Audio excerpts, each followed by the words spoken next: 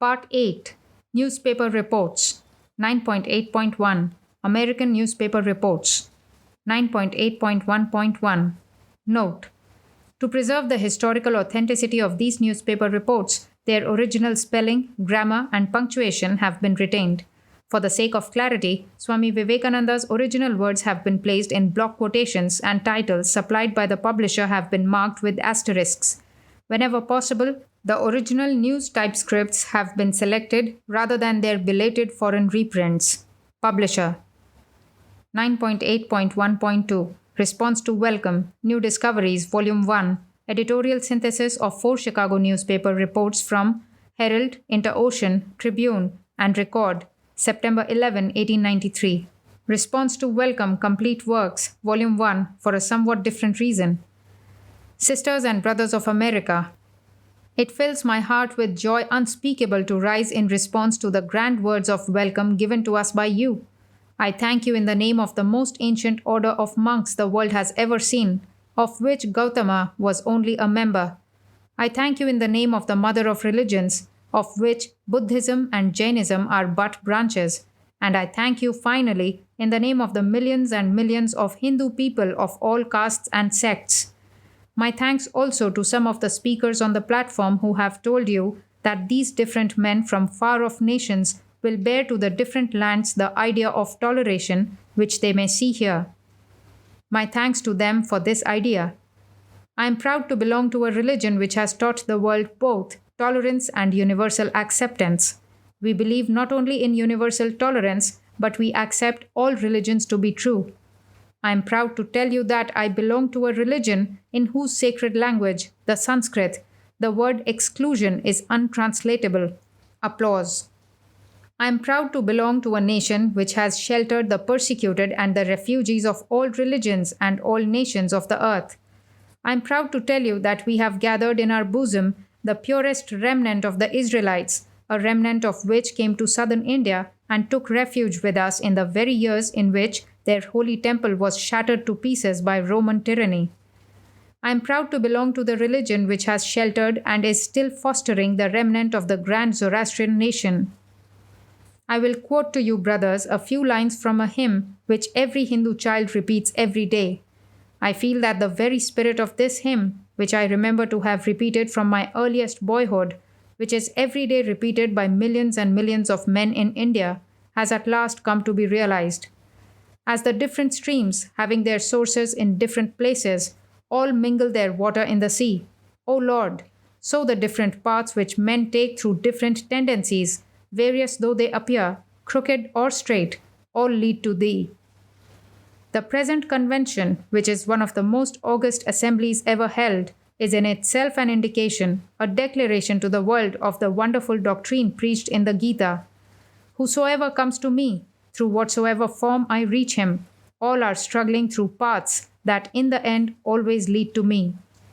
Sectarianism, bigotry, and its horrible descendant fanaticism have possessed long this beautiful earth. It has filled the earth with violence, drenched it often and often with human gore, destroyed civilization, and sent whole nations into despair.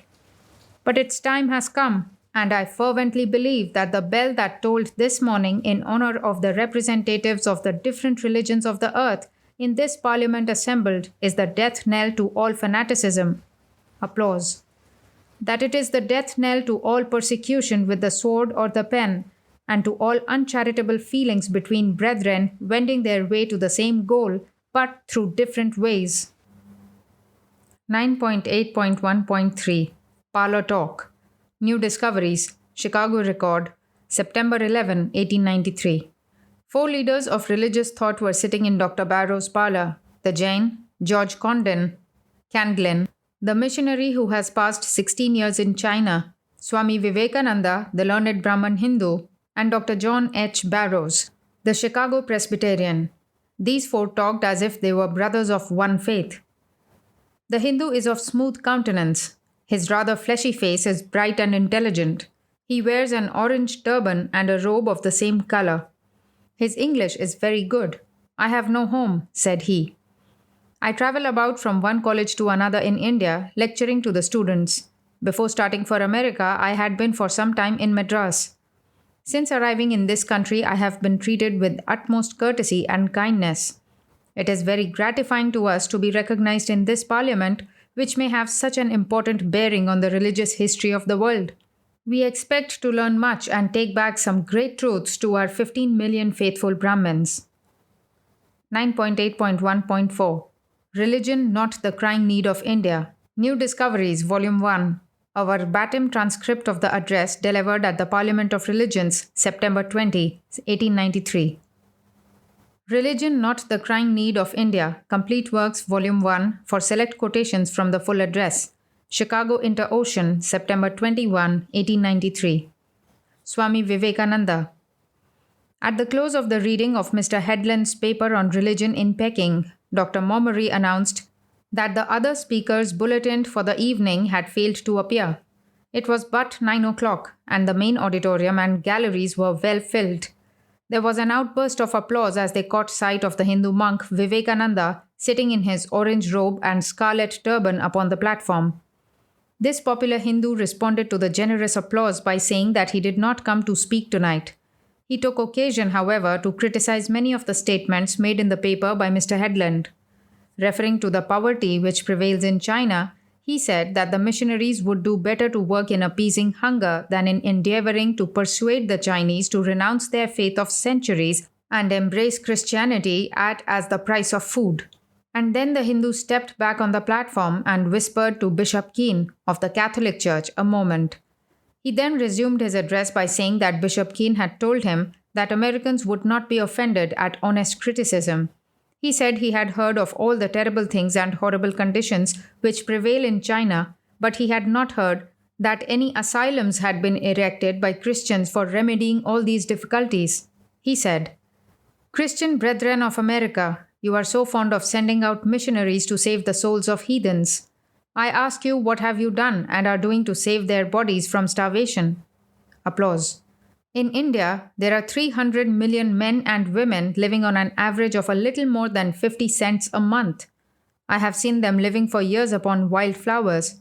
Whenever there was a little famine, hundreds of thousands died of starvation. Christian missionaries come and offer life, but only on condition that the Hindus become Christians, abandoning the faith of their fathers and forefathers. Is it right? There are hundreds of asylums, but if the Mohammedans or the Hindus go there, they would be kicked out. There are thousands of asylums erected by Hindus where anybody would be received.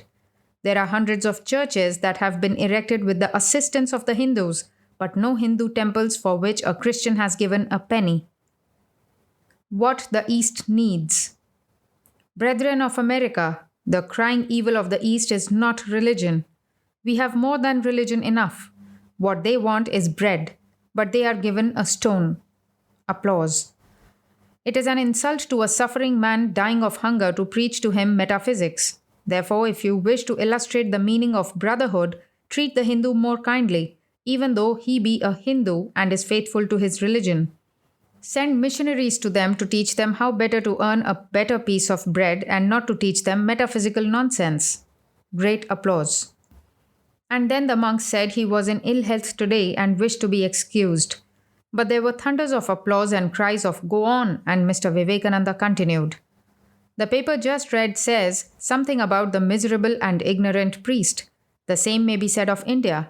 I'm one of those monks who have been described as beggarly. That is the pride of my life. Applause. I am proud in that sense to be Christ-like. I eat what I have today and think not of tomorrow. Behold the lilies of the field. They toil not, neither do they spin. The Hindu carries that out literally. Many gentlemen present in Chicago sitting on this platform can testify that for the last 12 years I never knew whence my next meal was coming. I'm proud to be a beggar for the sake of the Lord. The idea in the East is that to preach or teach anything for the sake of money is low and vulgar. But to teach the name of the Lord for pay is such a degradation as would cause the priest to lose caste and be spat upon. There is one suggestion in the paper that is true. If the priests of China and India were organized, there is an enormous amount of potential energy which could be used for regeneration of society and humanity. I endeavored to organize it in India, but failed for lack of money. It may be I shall get the help I want in America. But we know it is very hard for a heathen to get any help from Christian people. Great applause. I have heard so much of this land of freedom, of liberty, and freedom of thought that I am not discouraged. I thank you, ladies and gentlemen. And then the popular visitor bowed gracefully and sought to retire with a graceful smile, but the audience cried to him to proceed. Mr. Vivekananda, fairly bubbling with an expression of good nature, then explained the Hindu theory of reincarnation. At the close of the address, Dr. Momery, a delegate from England, said that he now understood why the newspapers had well called this parliament an approach to the millennium. 9.8.1.5 The Chicago Letter, New Discoveries, Volume 1, New York Critic, November 11, 1893. It was an outgrowth of the Parliament of Religions which opened our eyes to the fact that the philosophy of the ancient creeds contains much beauty for the moderns. When we had once clearly perceived this, our interest in their exponents quickened, and with characteristic eagerness we set out in pursuit of knowledge. The most available means of obtaining it after the close of the Parliament was through the address and lectures of Swami Vivekananda, who is still in this city. His original purpose in coming to this country was to interest Americans in the starting of new industries among the Hindus, but he has abandoned this for the present because he finds that, as the Americans are the most charitable people in the world, every man with a purpose comes here for assistance in carrying it out. When asked about the relative condition of the poor here and in India, he replied that our poor would be princes there, and that he had been taken through the worst quarter of the city only to find it, from the standpoint of his knowledge, comfortable and even pleasant. A Brahmin of the Brahmins, Vivekananda gave up his rank to join the Brotherhood of Monks, where all pride of caste is voluntarily relinquished. And yet he bears the mark of race upon his person. His culture, his eloquence, and his fascinating personality have given us a new idea of Hindu civilization. He is an interesting figure, his fine, intelligent, mobile face in its setting of yellows, and his deep, musical voice prepossessing one at once in his favor. So it is not strange that he has been taken up by the literary clubs, has preached and lectured in churches, until the life of Buddha and the doctrines of his faith have grown familiar to us. He speaks without notes, presenting his facts and his conclusions with the greatest art, the most convincing sincerity, and rising at times to a rich, inspiring eloquence. As learned and cultivated apparently as the most accomplished Jesuit, he has also something Jesuitical in the character of his mind. But though the little sarcasms thrown into his discourses are as keen as a rapier, they are so delicate as to be lost on many of his hearers. Nevertheless, his courtesy is unfailing, for these thrusts are never pointed so directly at our customs as to be rude. At present, he contents himself with enlightening us in regard to his religion and the words of its philosophers. He looks forward to the time when we shall pass beyond idolatry, now necessary in his opinion to the ignorant classes, beyond worship, even to a knowledge of the presence of God in nature, of the divinity and responsibility of man. Work out your own salvation, he says with the dying Buddha.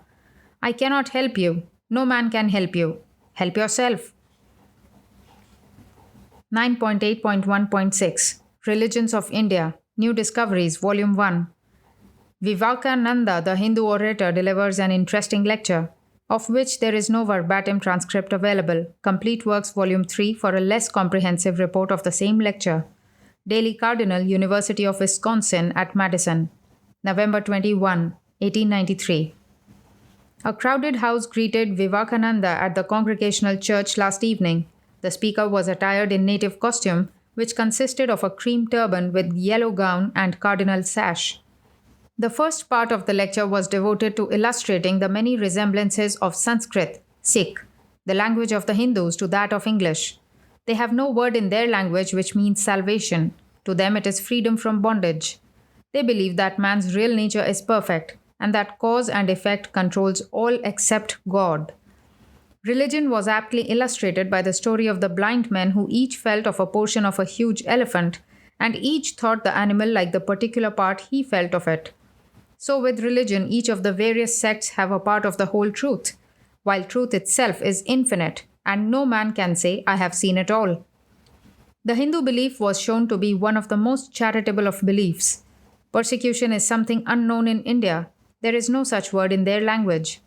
The lecturer challenged the world to show an instance in Hindu progress of a Christian missionary being persecuted. A Greek historian writing of them said, "No Hindu man is dishonest, no Hindu woman unchaste." Vivekananda came to this country from India in the interest of the World's Congress of Religions, and his lecture last evening on the religions of India was an inspiration to all who heard him. He has a pleasant, clear-cut, dusky face and a decidedly impressive manner and bearing. His voice is low and pleasant, with a secret something which rivets your attention at the start. 9.8.1.7 All religions are true. Such is the message brought from India by a Hindu monk. New Discoveries, Volume 1. Delhi, Iowa Capital, November 28, 1893. Swami Vivekananda tells of ancient faith, speaks again tonight. The lecture was The Hindu Religion, delivered November 27, 1893, of which there is no verbatim transcript available. Complete Works, Volume 3, for different highlights of the same lecture. It was a rare as well as an odd treat which the people of Des Moines enjoyed last evening at the Central Church of Christ. A monk of the ancient faith of Brahma made a happy presentation of that faith, not so much of its peculiarities as of its underlying principles. The audience was a good-sized one, perhaps 500 or 600 persons being present, the main floor being well filled, and there were perhaps a couple of hundred in the gallery. The speaker opened by saying that all religious systems were an attempt to answer the question, "What am I?" This and the kindred ones, "Whence come I?" and "Whither am I going?" are constantly recurring. Without following the speaker throughout the entire lecture, suffice it to say that underlying the Hindu religion, according to the speaker, is the belief that we are all divine. In each is a conscious spirit that survives the body and the mind and is a part of the absolute.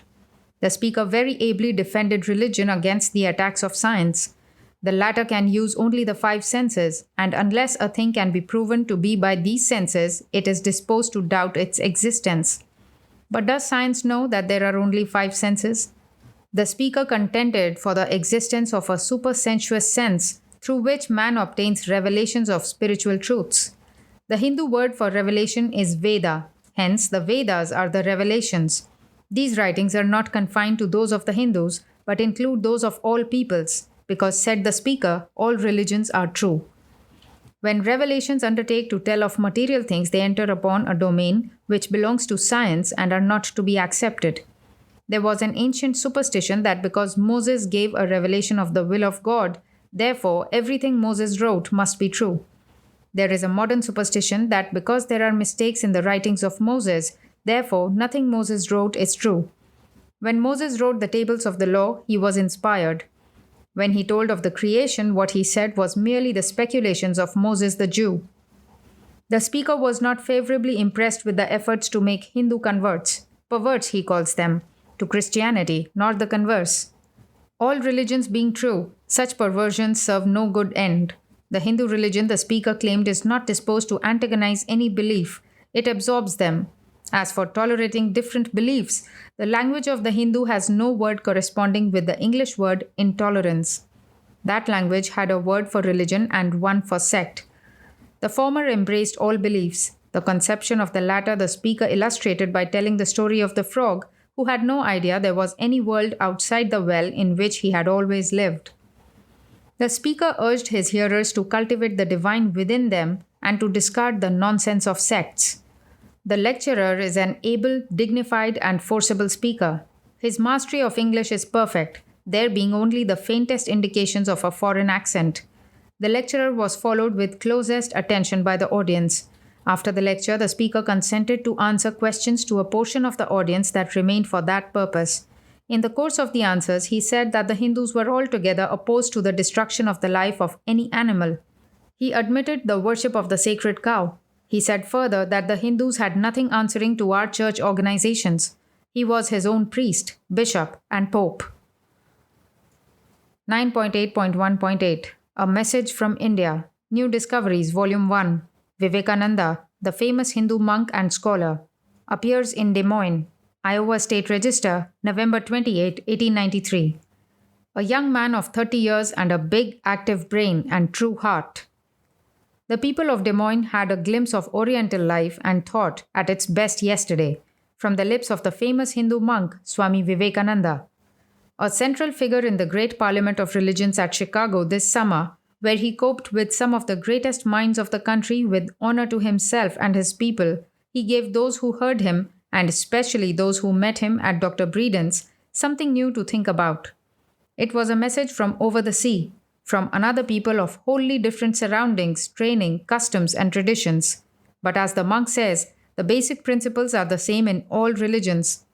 It is his doctrine that there is good in all religions, and he preaches it with great power. Yesterday afternoon, he met a large number of the brightest women in Des Moines, members of the various literary clubs, at the invitation of Mrs. H. O. Breeden at her home, 1318 Woodland Avenue, an informal talk of which there is no verbatim transcript available. And he talked to them for 2 or 3 hours about his religion, his view of Christianity, in which he heartily concurs, and of the manners and customs of his people. The thing which Vivekananda most strongly insists upon is that the Hindu religion is not to be blamed for all that is bad in India any more than Christianity is to be blamed for all that is bad in America. And he insists that it is absurd to give Christianity credit for all the marvelous undertakings and achievements of the people who cherish it. He joins in the praise of the sublime things in the Bible, Sikh, but says that when Moses undertook to speak of the creation of the world, he was merely Moses, the Jew, and nothing more. This view from the other side, and a sympathetic side at that, is a most helpful and instructive and intensely interesting one. Vivekananda uses the purest English, for he was well educated in the English University, Calcutta. He praises the American women most enthusiastically. "I do not know what would have become of me if it had not been for your women," he said to a reporter for the Register last night. "They took me up and took care of me and made all necessary arrangements for me. They are the best women in the world. They have been so kind to me," the Swami said with a grateful smile. 9.8.1.9 Reincarnation, New Discoveries, Volume 1, Daily Iowa Capital, November 29, 1893. Swami Vivekananda last night talked of reincarnation. It is based, he contended, on the fact that there never has been a new creation, that creation has existed coevally with God from all eternity. Departed souls find bodies to inhabit either better or worse than their former tenement, according as they made them fit for one or the other. The lecturer will speak again on Thanksgiving evening at the same place on the manners and customs of India. 9.8.1.10 An Intellectual Feast, New Discoveries, Volume 1, Iowa State Register, November 30, 1893. The remarkable discussions started by the famous Hindu monk, Vivekananda, were the topic of interest in intellectual circles yesterday. Especially so was his comment on the work of American missionaries in India and his strong defense of his own people and morals and religion. His position is that the people of India do not need any more religion, but training in the practical things of life that will enable them to cope with the English who have occupied India. Vivekananda was the guest of Mr. F. W. Lehman and Mr. O. H. Perkins yesterday, and in their company visited the State House, which he very much admired. He took a special interest in the portraits of the American Indians that he saw there. 9.8.1.11 A Prayer Meeting, New Discoveries, Volume 1, Des Moines Daily News, November 30, 1893. Vivekananda attended a prayer meeting Wednesday evening and witnessed the baptism of 2 young women. The service impressed him very much, he said. "I see, the sentiment is ennobling and the ceremony beautiful. It is the more impressive that the minister is honest, earnest, and believes what he says." 9.8.1.12 On American Women, New Discoveries, Volume 1, Daily Iowa Capital, November 30, 1893. The now celebrated Hindu monk Swami Vivekananda will lecture for the last time in Des Moines tonight. He will speak on Life in India, Manners and Customs of India, a most interesting theme. The renowned Hindu is a brilliant man about 30 years old. He says American women are lovely, but American men are entirely too practical. 9.8.1.13 On the Brahmo Samaj, New Discoveries, Volume 1, Iowa State Register, December 1, 1893. Before he left the city, Des Moines, Iowa, Vivekananda took occasion to say a warm word of praise for the Brahmo Samaj, Sikh, the work it is doing in India, especially for the women, and of its representative in this country. The visit of Vivekananda, stirring as it did the intellectual centers of the city to their depths and starting a lively religious discussion, prepared the way for the present visitor, Nagarkar, from the Orient, and heightened public interest in whatever he might have to say. 9.8.1.14 A Witty Hindu. New Discoveries, Volume 1. Minneapolis Journal, December 15, 1893. Swami Vivekananda entertains another large audience. A large number of people assembled at the Unitarian Church last evening for the purpose of listening to Swami Vivekananda of India. The customs and manners of the people of that country were described, and during his lecture, the Brahmin took occasion to show up some of the rough points of America. He is of the humorist order, and his quick replies and witty sallies rarely failed to evoke applause. He would not admit that his people were wrong in everything, but there were a great many things peculiar to India which the Americans did not approve of, and yet which might be all right. He had never seen husband and wife go before a magistrate to tell their troubles. They grew up with the idea that they were to be married and they loved each other as brothers and sisters. He described the customs of his country, the temples, the art of the juggler, and all of the other peculiarities of Oriental countries in a manner that was charming. Following the address, a number of questions were asked by persons in the audience. 9.8.1.15 The Manners and Customs of India. New Discoveries, Volume 1. Minneapolis Tribune, December 15, 1893. Swami Vivekananda, the Brahmin priest, was greeted by a packed house last evening at the First Unitarian Church when he appeared before his second Minneapolis audience. Vivekananda is a bright, quick-witted talker, ready at all points to attack or defend, and inserts a humor into his speeches that is not lost upon his auditors. He spoke last evening under the auspices of the Kappa Kappa Gammas of the universities, and the audience embraced a large number of earnest thinking men and women pleased to be enlightened upon the manners and customs of India, which was his chosen subject. Robed in his native garb, with his hands for the most part clasped behind his back, Kananda paces back and forth the narrow platform, talking as he paces with long pauses between his sentences, as if willing that his words should sink into the deepest soil. His talk is not so weighty that the frivolous mind may not appreciate some of his sayings, but he also speaks a philosophy that carries gravest truth. He tells of the manners and customs of India, of the divided life between the male and female, of the reverence for and holiness of women, and again, of their degeneracy, of the calm and peaceful life, that yet is not true life because it is not liberty. He speaks of the Mohammedans, who form 1/5 of the Indian population, and that 65 million equal to the entire population of the United States. He describes the magnificence of the temples, the art of the jugglers, who are the gypsies of the Indian race, and he touches upon the superstitions of the people, of how they fill the water jars and stand them in the doorway before starting on a journey. He speaks of the metaphysical knowledge of the ploughman, who yet only knows that he pays taxes to the government. He admits the reverence of the Hindu for the river Ganges, and his ever-lingering wish that he shall die on its banks. He tells all these things in a quiet, half-supercilious voice that presently leads to some remark on the American way of doing things, and then his audience is in a ripple of laughter, and a tremor of clapping expresses amused acknowledgement of his sarcasm. When someone at the close of his lecture asked him, "What class of people are reached and converted by the missionaries?" he quickly replied, "You know as much about that. The American sees the reports. We never do." He has turned the query into a cause for smiling, and while the house regains its composure, he paces quietly to and fro. The address was followed with the closest attention and was supplemented by several questions and answers among the audience, from whom he invited interrogation. 9.8.1.16 Hindu Philosophy. New Discoveries, Volume 1. Detroit Tribune, February 18, 1894. Its recent expression by Vivekananda. His mission worthy the serious attention of Americans. The two remarkable things in the United States which gratifies the distinguished pagan, what environment will do for any people, rap at missionaries. There has seldom been such a sensation in cultured circles in Detroit as that created by the advent of Swami Vivekananda, the learned Hindu monk, whose exceptional command of our own language has enabled us to receive impressions concerning ourselves from an Oriental standpoint and to acquire knowledge of a people of whose peculiar civilization and philosophy we have heard so much. Both in public and private, the Hindu brother has talked freely and frankly.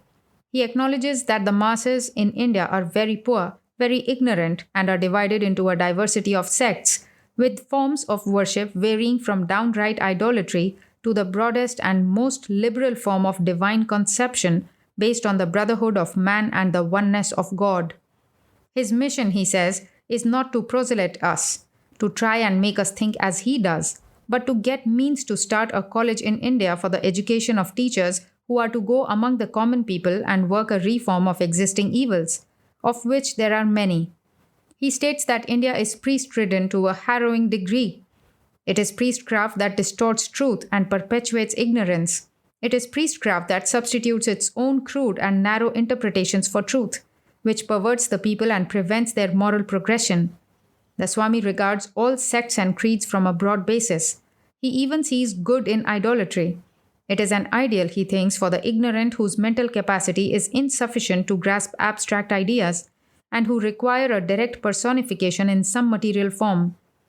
He frankly states that we of the Occident are also retarded in our progression by too much priestcraft, and that we are not free from idolatrous practices in that some of our sects worship shrines, figures, and pictures, and even the sanctity with which the rostrum and pulpit of a modern church is regarded is an ideal idolatry. Two remarkable things in this country. The Swami notes two most remarkable things in this country when asked his frank opinion of us. First, the superiority of our women as regards influence in position and intellect. Second, in our charities and treatment of the poor, he says, we have almost solved the problem as to what shall be done with them. Not only in this, in the direction of hospitals and charitable institutions, but in our tremendous development of labor-saving machinery. He has no admiration for our material progress, as it does not make man better, nor for our boasted civilization, as we only ape and imitate the customs and manners of the English, sometimes to a very ridiculous extent. We are yet too young to have a distinctive civilization. We have yet to assimilate the human sewerage of Europe we have allowed to be poured upon us before we produce a distinct American type. The writer goes on to say that the Swami's Indian background makes it difficult for him to understand that Western competitiveness is not undesirable but a primal law of nature itself, the survival of the fittest, and that inasmuch as the dreamy and sentimental philosophy of the Hindus accounts for their poverty, degradation, and domination by a mere handful of Englishmen, the Swami would do well neither to ignore nor to despise the materialism of the West. Having thus editorialized, he continues his criticism of missionaries. If what he states is true about the results accomplished by foreign missions in India, the various boards of these various organizations would do well to consult him and follow his advice. It is for the betterment of his people he is here, but he says missionary work does no good, only adds additional sects and creeds to an already sect-ridden country, that the teachings of the Vedas, with which every Hindu is familiar, is identical with the teachings of Christ. He makes the reasonable plea that foreign creeds and dogmas are not consonant with their inherited proclivities or civilization and are consequently difficult to propagate. The mission of Kananda is, however, one that should commend itself to every lover of humanity. He hopes to see the best of our material philosophy and progress infused into Hindu civilization, and that also we may take lessons from them until we shall all become, as we once were in ages past, brother Aryans, possessing a common civilization, the exalted philosophy of non-self, being alike without sect or creed in oneness with God. Fred H. Seymour. 9.8.1.17 A God Every Day. Detroit Tribune, February 19, 1894. Rabbi Grossman is refreshed by Swami Vivekananda. I take your Jesus, Kananda said last Saturday evening, February 17. I take him to my heart as I take all the great and good of all lands and of all times. But you, will you take my Krishna to your heart? No, you cannot. You dare not. Still you are the cultured and I am the heathen. 9.8.1.18 Vivekananda Leaves. New Discoveries, Volume 1. Detroit Journal, February 23, 1894. He tells something about the conditions of Hindu laborers. Swami Vivekananda repaid the admiration of his lady acquaintances by writing verses, at the same time religious and semi-sentimental, yesterday afternoon. He departed this morning for Ada, Ohio. In a conversation concerning the material condition of the Hindu working men, the learned monk said that the poor lived on porridge alone. The laborer ate a breakfast of porridge, went off to his daily toil, and returned in the evening to another breakfast of porridge and called it dinner. In most of the provinces, the farmers were so poor that they could not afford to eat any of the wheat raised. A day laborer on a farm received only 12 pence a day, but $1 in India brought 10 times as much as it would in this country. Cotton was raised, but its fiber was so short it had to be woven by hand, and even then it was necessary to import American and Egyptian cotton to mix with it. 9.8.1.19 Culture at Home, New Discoveries, Volume 1, Detroit Evening News, February 25, 1894. Anecdotes of Swami Vivekananda's visit to Detroit. Anecdotes of Swami Vivekananda's visit are numerous and amusing. At least they must have been amusing to him, although a little humiliating to the American self-love. One lady said, "I really was ashamed at the contrast between the knowledge possessed by him and by some of our Detroit men who consider themselves gentlemen of culture." At one dinner party, a gentleman asked Kananda what books he would advise him to read on chemistry, whereupon the Hindu monk responded with a long list of English works on this science, which one would naturally expect an American to know more about than a Hindu. Another gentleman followed by a request as to books on astronomy, to which Kananda obligingly answered with another equally good list of English astronomical works. But his growing astonishment reached its climax when a lady spoke of the Christ and said, "What do those words mean?" He again furnished the desired information, but in a tone growing slightly sarcastic. Probably the choicest example of 19th century civilization and culture was given by a lady who asked Kananda if he liked the English. He very naturally responded that he did not. Then she continued with fine tact to pursue the subject still further by touching references to that pleasant event, the Sepoy Rebellion. As the Hindu grew excited, she smiled at him ironically and said, "I thought I could disturb your philosophical Eastern calm." 9.8.1.20 Kananda, the Pagan. New Discoveries, Volume 1, Detroit Tribune, March 11, 1894. Attacked Christian missions in last night's lecture, and his words were warmly applauded by the audience. "Christian national kill and murder," he said, "and import disease into foreign countries, then add insult to injury by preaching of a crucified Christ." Swami Vivekananda lectured to a very large audience at the Detroit Opera House last night on Christian missions in India. One could believe that the lecture was intended as an answer to the many statements of missionaries which have been aimed at Kananda during the past 2 weeks in this city. Kananda was introduced by Honorable Thomas W. Palmer last night, who recited a fable by way of preface. "Two knights of honor once met on the field," he said, "and seeing a shield hanging on a tree, they halted. One said, 'What a very fine silver shield!' The other replied that it was not silver but copper. Each disputed the other's statement until at last they got off their horses, tied them to the tree, and drawing their swords, fought for several hours. After they were both well spent by the loss of blood, they staggered against each other and fell on the opposite sides from where they had been fighting. Then one glanced up at the pendant shield and said, 'You were right, my friend. The shield is copper.' The other looked up and said, 'It is I who was mistaken. The shield is silver.' If they had looked at both sides of the shield in the first place, it would have saved the loss of much blood. I think that if we looked at both sides of every question, there would be less argument and fighting.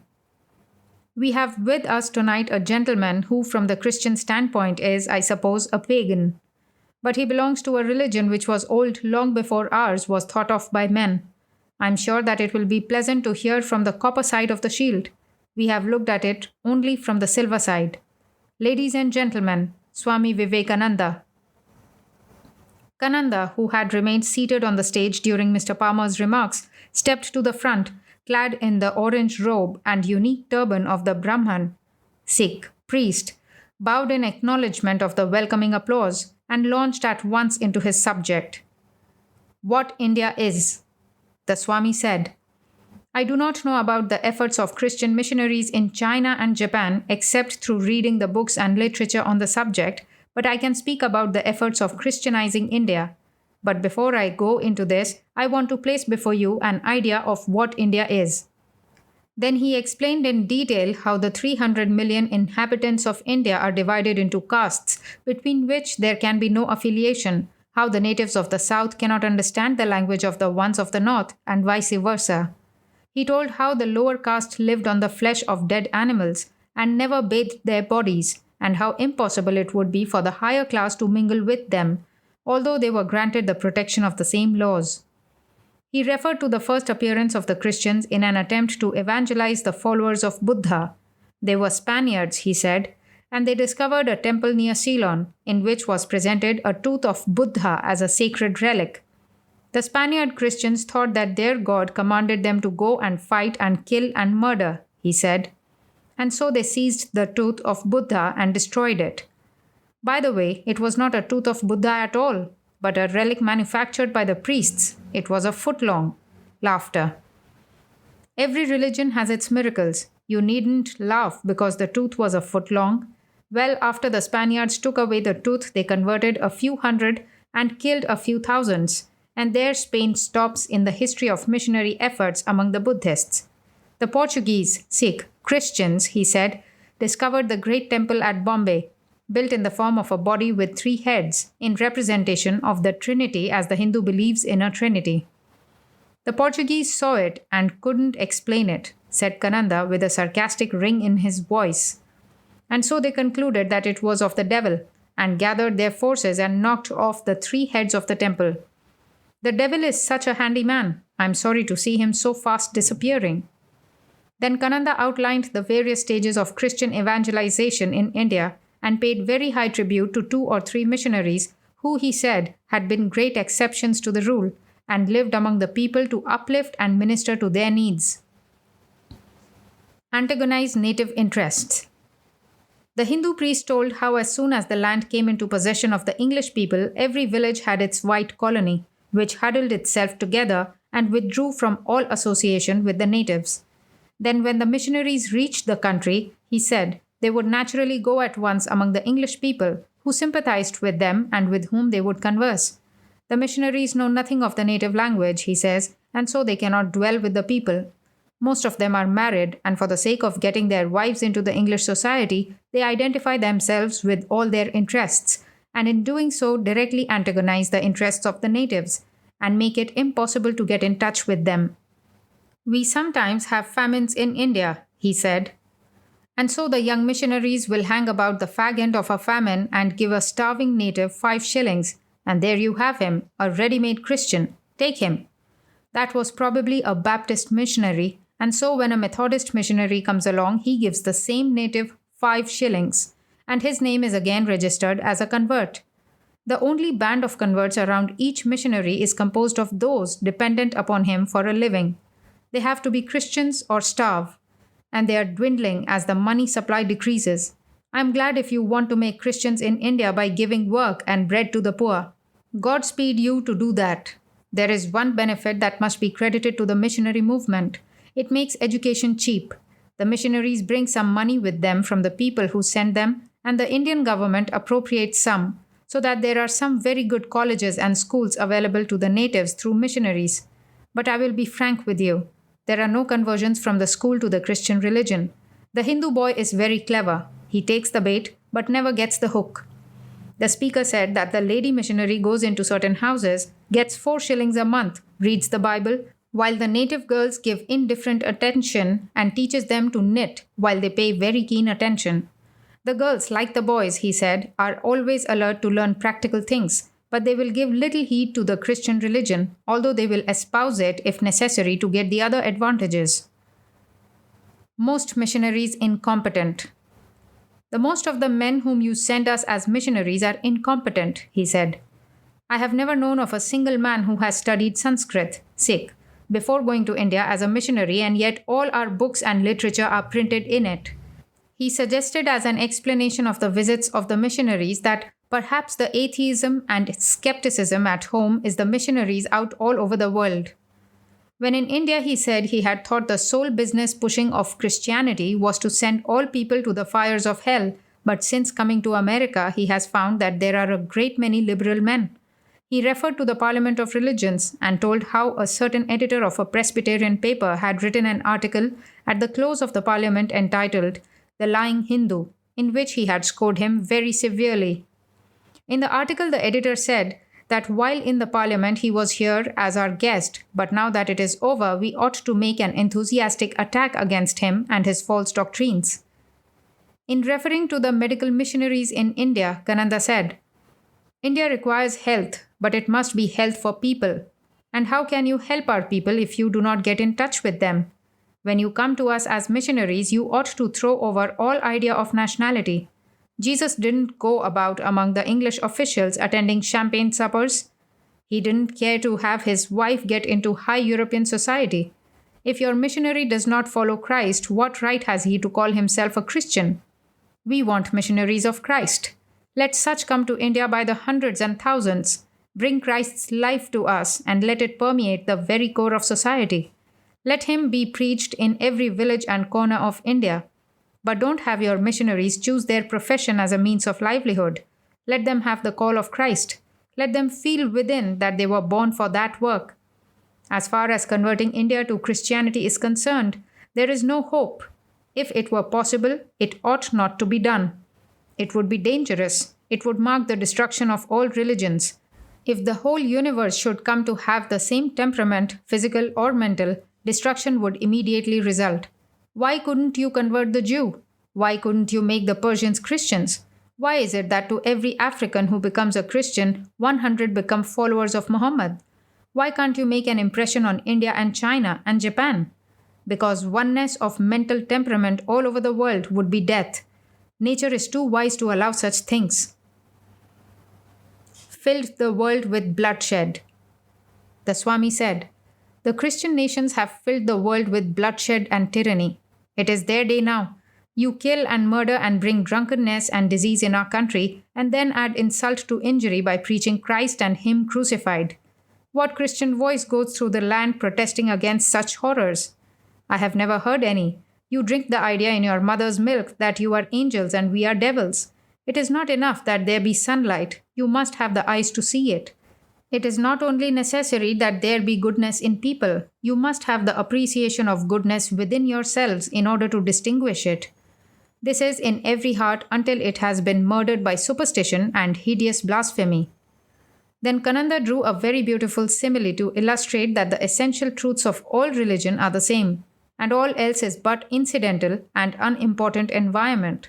He told how the savage man might find a few jewels, and prizing them, tie them with a rude thong, and string them about his neck.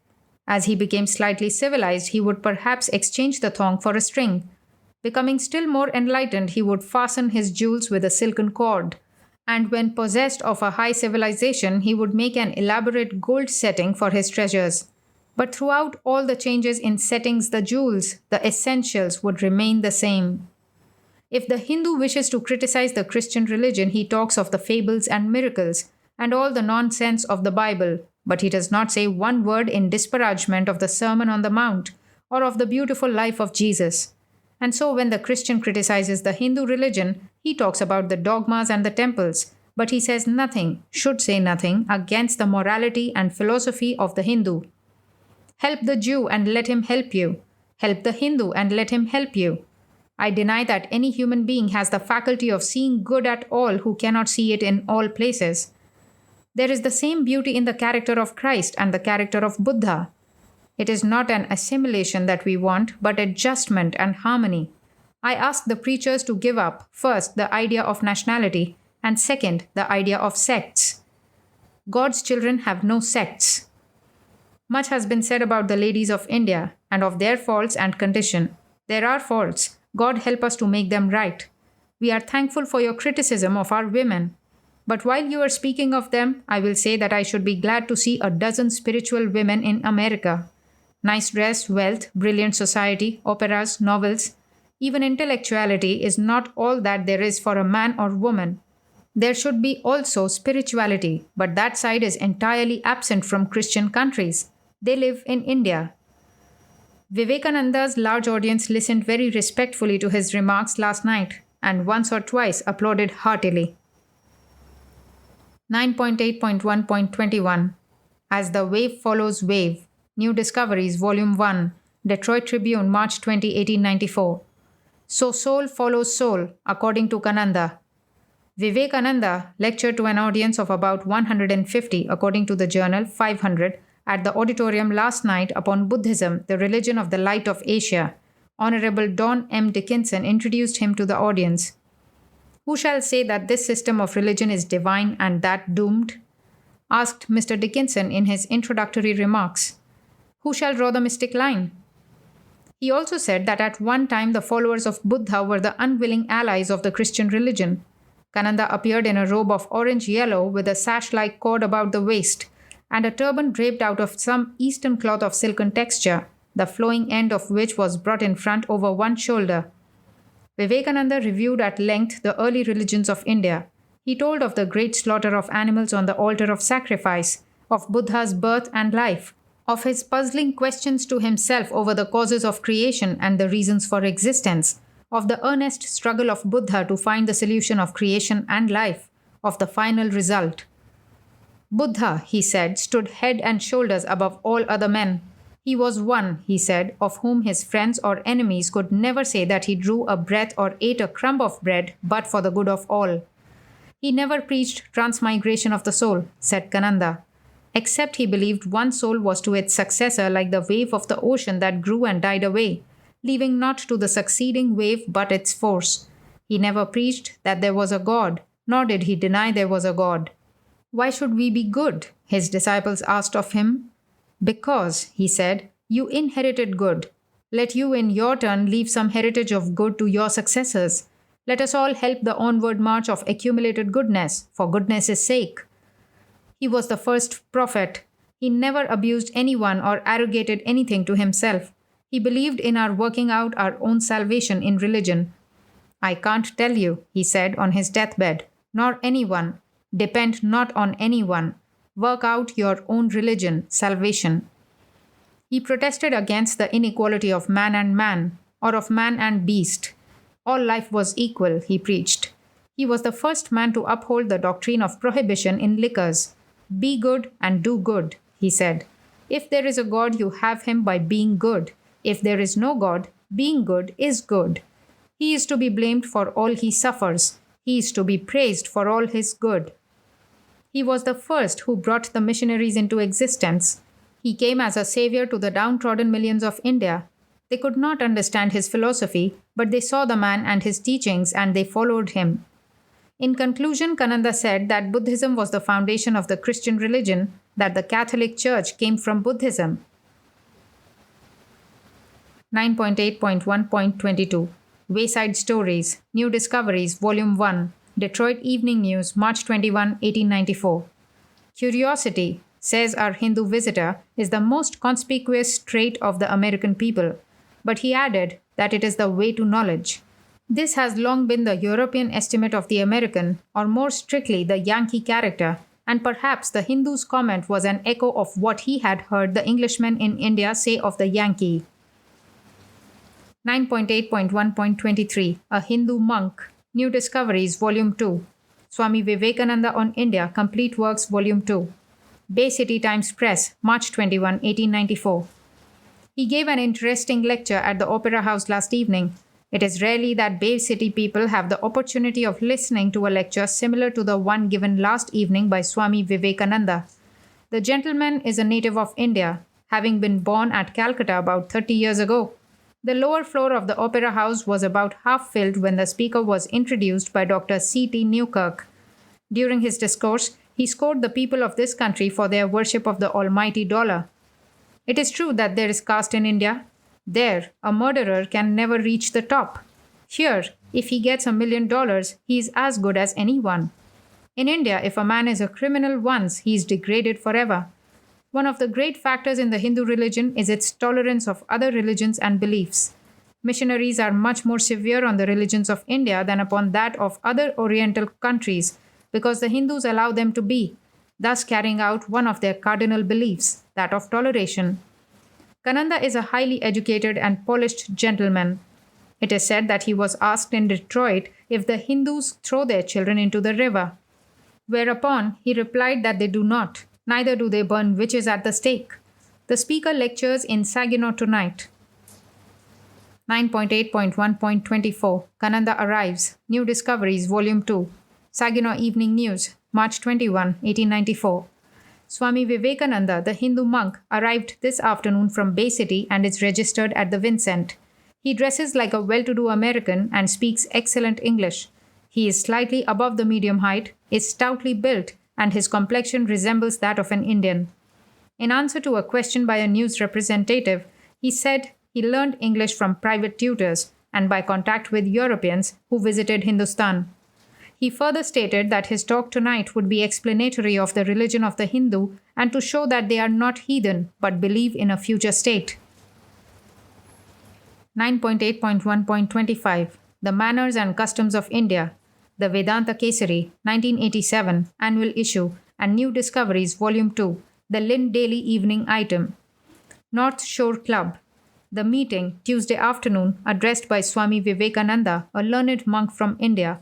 Description of the manners and customs of his country, delivered April 17, 1894, of which there is no verbatim transcript available. At the meeting of the North Shore Club, Tuesday afternoon, the audience was a large and brilliant one, representing the highest culture and including many distinguished guests. Swami Vivekananda from India, a learned monk who speaks English with ease and fluency, gave an intensely interesting description of the manners and customs of his country. Swami Vivekananda, who wore the yellow robe and turban of his order, began by saying that India is divided into two parts, the northern and the southern. In each, the language and customs are so different that the speaker, who was from the northern portion, on meeting a fellow countryman at the Parliament of Religions from the southern, was obliged to converse with him in English, neither being able to understand the other's native language. Throughout the entire country, there are 9 languages and 100 dialects spoken. There is some uniformity of religion, yet each sect is a religion and a law unto itself. Many erroneous descriptions have been written about India, based on imperfect knowledge from which inferences have been drawn that have been most prejudicial. With the Hindu, everything is subservient to religion, and he gives up all that is antagonistic to it, his creed being that he is not to enjoy life but to conquer it and gain a supreme mastery over self, which is the highest type of civilization. Caste distinctions which are being obliterated are simply the Aryans and the un-Aryans, the Brahmins and the Shudras. The Brahmin, who is the child of 1,000 years' culture, must lead a life of rigid discipline, but the Shudra, who is ignorant, is allowed great latitude. Woman in the position of mother is accorded universal reverence in India. When a son who has become a monk returns to his home, his father, when greeting him, must kneel and touch his forehead to the earth, but the monk must kneel before his mother. Women in India do not throw their children into the rivers to be devoured by crocodiles. Widows are not burned on the funeral pyre of their husband unless it is a voluntary act of self-immolation. There is no divorce allowed for the high class. A woman who leaves her husband, even if she be most degraded, holds still an interest in his property. Swami Vivekananda recited a beautiful passage from the legend of the Ramayana, one of the grandest poems of India, which showed what the love of a wife for her husband should be. The love of Sita for Rama. He added, "Much is said in these days of the survival of the fittest, and Western nations use it as an argument against India, reasoning that their own wealth, prosperity, and power show them to be greater and their religion higher and purer. But India has seen mighty nations rise and fall, whose aim has been only the power of conquest and the glory of this life. India has been repeatedly despoiled, has worn the yoke of the conqueror and borne the burden of oppression with indomitable patience, and has shown tolerance to all, because she has possessed the knowledge that her people hold fast to a religion that stands securely on a high spirituality and not on the shifting sand of present enjoyment." 9.8.1.26 A lecture on India and Hinduism, New Discoveries, Volume 2. New York Daily Tribune, April 25, 1894. Swami Vivekananda lectured before Mrs. Arthur Smith's conversation circle last evening at the Waldorf on India and Hinduism. Miss Sarah Humbert, contralto, and Miss Annie Wilson, soprano, sang several selections.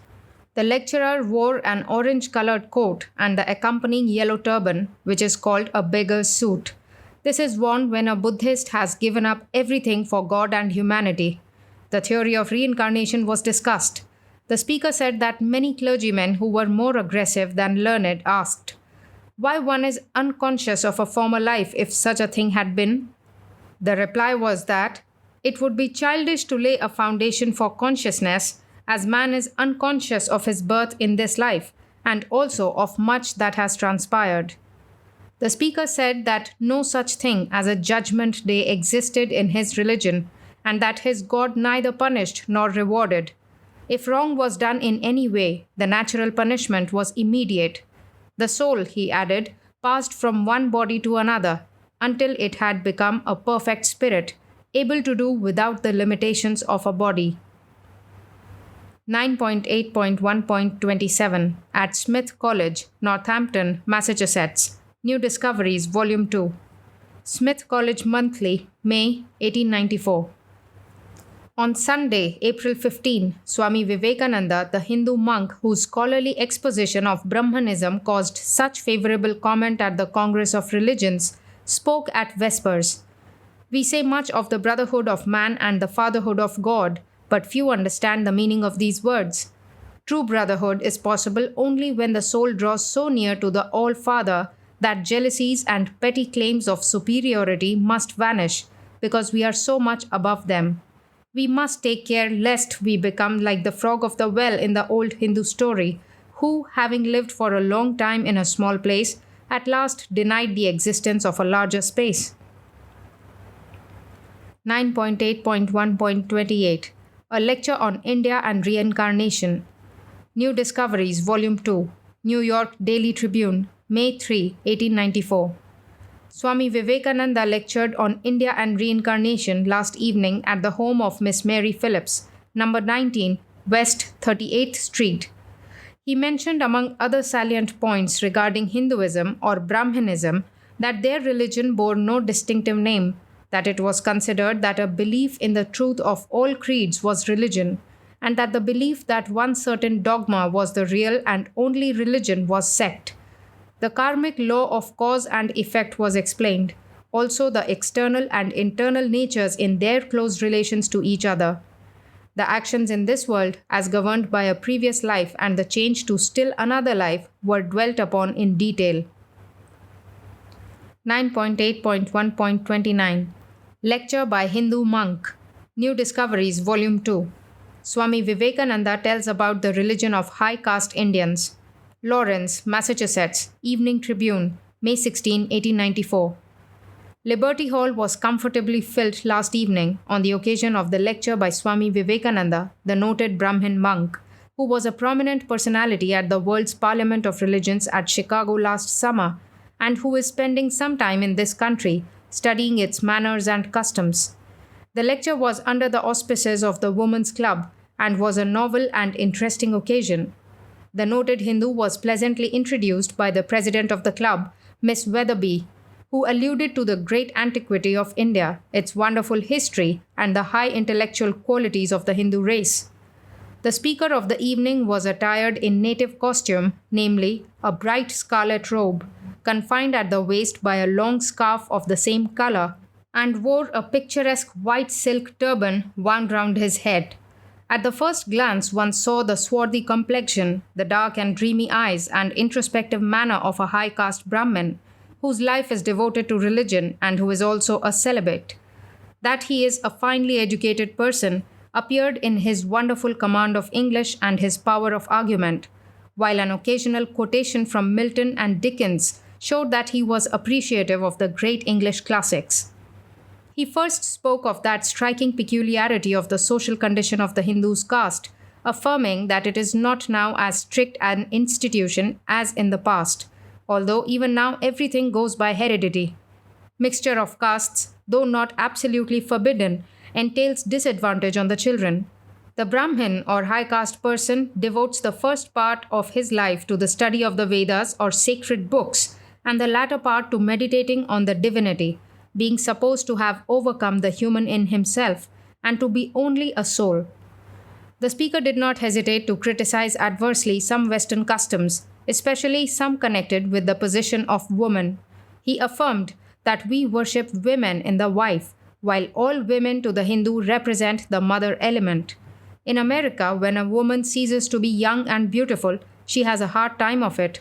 But in India, kings must step aside for an aged woman to pass. So great is the respect in which they are held. He affirmed that some of the most beautiful portions of the Vedas, the Hindu Bible, were written by women, but that there was no other Bible in this world in which they had any part. Considerable time was given to refuting the statement, which he characterized as untrue, in regard to the cruelty practiced to widows in India, the speaker referring in the course of his remarks to the Zenana widows, who have been for some time the objective point of Christian missionaries from other countries. Marriage is an institution very safely guarded, and in addition to the law that a Brahmin must not marry a relative, none are allowed to marry who are known to have such a disease as consumption or any incurable physical ill. The strict rules of caste which prevent a person from drinking from the same glass as another and other kindred regulations, although not part of the religion, were excellent in their result on the physical condition of a country, numbering 285 millions, in the prevention of the spread of contagious diseases.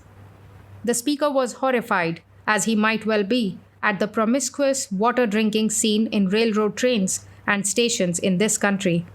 The children are, first of all, taught kindness to all living beings, and so thoroughly is this training that the smallest child instinctively turns aside from stepping on a worm. A strange thought that among these so-called heathen there is no need of the society with the long name which often fails in its mission in Christian lands. The guest of a house, that is, a man who comes to the door and says, "I am hungry," is God's own image to the Hindu and is treated with the utmost kindness and consideration, being fed before the master and mistress of the establishment. The speaker alluded sadly to the poverty of his country, for while the upper caste live in comfort, there are millions whose only food is dried flowers, and who are so low in the scale of existence that they have hardly an identity, and are pitiful objects in the plane of existence. He hinted quite forcibly that food and education would be better than the sermons which Christians and Mohammedans had been throwing at them for the last 100 years. The simple and primitive customs of this peculiar people were told with naivete and innocence that was refreshing in this age when words are used to conceal thoughts. He said there was no flirting or coquetting between their young men and maids, and that the latter did not strut forth into public places with all their bravery, finery, on for the purpose of securing a husband, all of which made the inhabitants of this great and glorious republic wonder if something were not slightly rotten in the state of Denmark. It is well to see both sides of the shield in order to be able to decide with an unprejudiced eye in mind at hearing some of their pet American customs arraigned by a Hindu and a heathen. The address was a most interesting one and was listened to with deep attention by all present. At the close, many questions were presented to the thoughtful monk, who wasted very few words in social flourishes or unmeaning talk. He seemed much interested in Dr. Bowker, the only one in the audience who had ever visited the strange land which was centuries old before this republic was born. 9.8.1.30 The Brahman Monk. New Discoveries, Volume 2. Swami Vivekananda, the guest of the Women's Club. Lawrence American and Andover Advertiser, May 18, 1894. He points out the better phases of Brahmanism and delivers a pointed message to Christians. Swami Vivekananda, the Brahman monk, addressed a most interested audience Tuesday night in Library Hall under the auspices of the Lawrence Women's Club. Miss Weatherby introduced the speaker and prepared the way for a cordial reception, which American courtesy rarely fails to give a distinguished visitor from another nation. Miss Weatherby wisely referred to him as a prominent personality at the World's Parliament of Religions, also to the strong impression made by him at the World's Fair. His iterations. In his own country, in his own class, he addresses all women as mother. The Brahmin is educated thus to think of women as mother, and a man may not marry his mother. In that country, the mother instinct is developed in woman. In this, he thought the wife instinct was cultivated. And the most beautiful thing in his lecture was his tribute to the mother. And not unnoticed was the reference to the kindness of heart of the little Hindu child, which would instinctively cause him to turn aside from his path rather than crush a worm. The subject of marriage formed a large part of his lecture. Among the high classes, called Aryans, women think of marriage as indecent. A widow is not expected to ever marry again. A man who never marries is highly praised, and indeed worshipped. But should he marry, then in the minutes all would be changed. He who does not marry is looked upon as high-minded, as holy and spiritual. Among the Aryans, no money is paid in marriage, and as female children are largely in the majority, it is one of most difficult things for a father to marry his daughter, and from the time of her birth, he racks his brains to find her a husband. With the two lower classes, the rules in regard to marriage are all different. Widows marry again, and wives and husbands, if desirous, become divorced. When a child is born, an astrologer comes and casts a horoscope of the child. He delineates the future character of the boy or girl. It is decided whether he is manly or a devilish child. If devilish, he is married to one next in caste, and thus is obtained a minute chance of bettering the condition of the devilish child.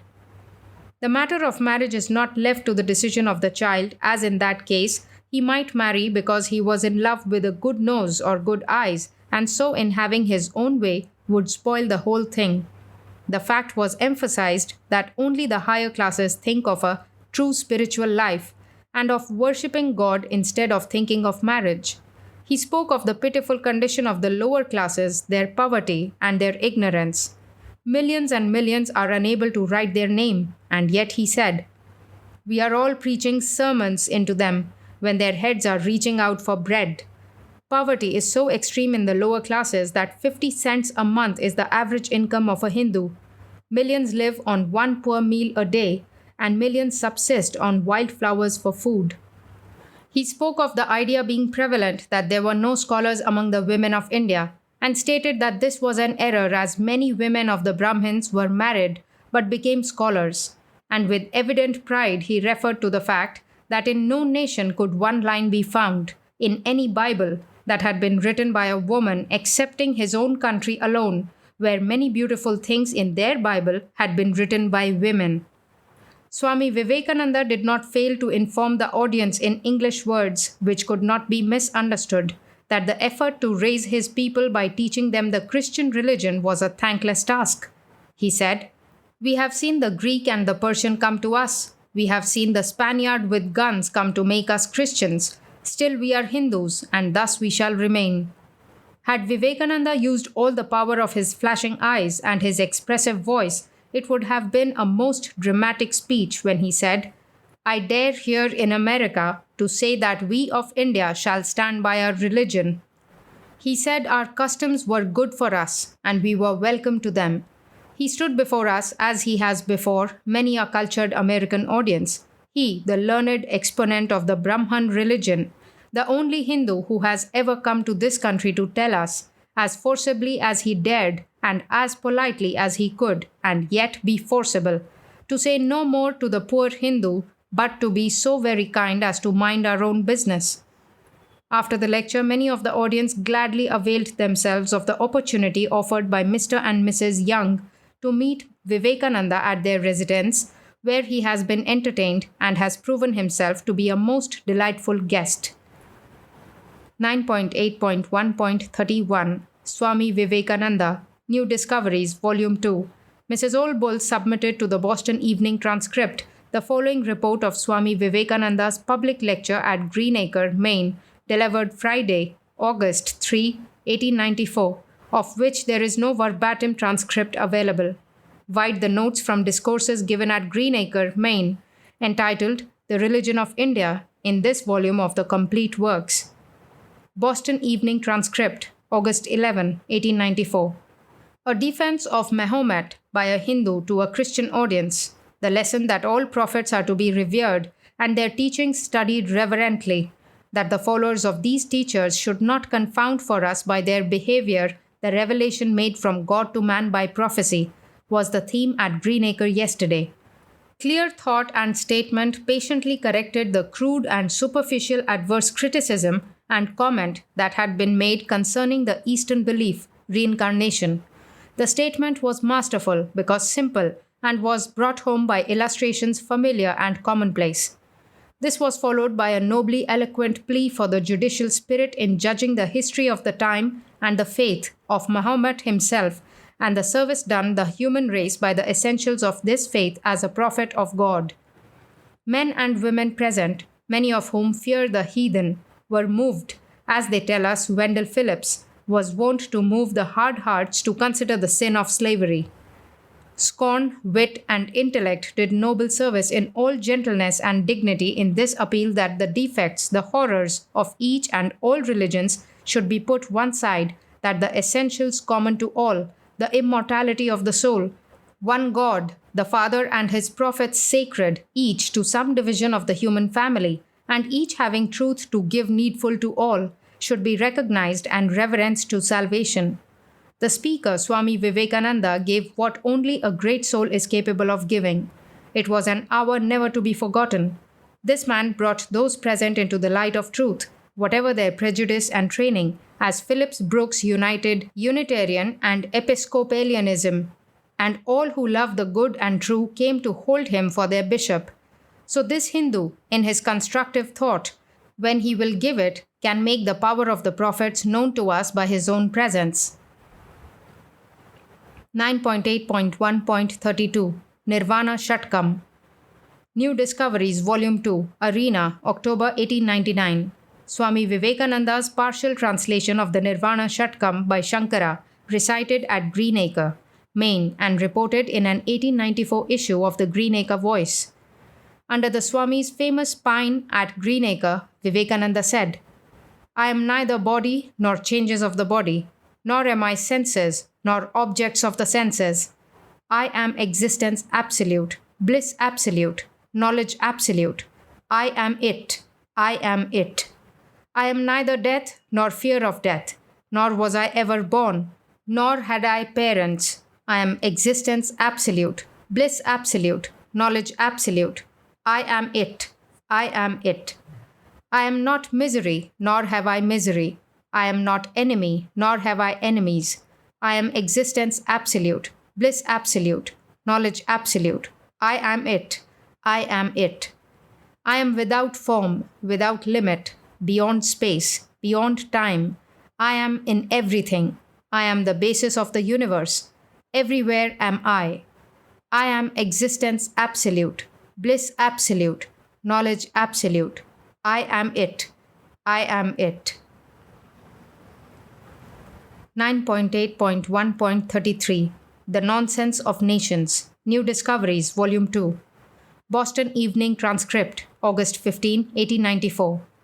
A short resume is given below of the last of the talks of Vivekananda under the pines at Eliot in the Temple of the Gods, to paraphrase Bryant's line, the groves were God's first temple. What is the nation? What is law? We have laws only that we may become outlaws, above law.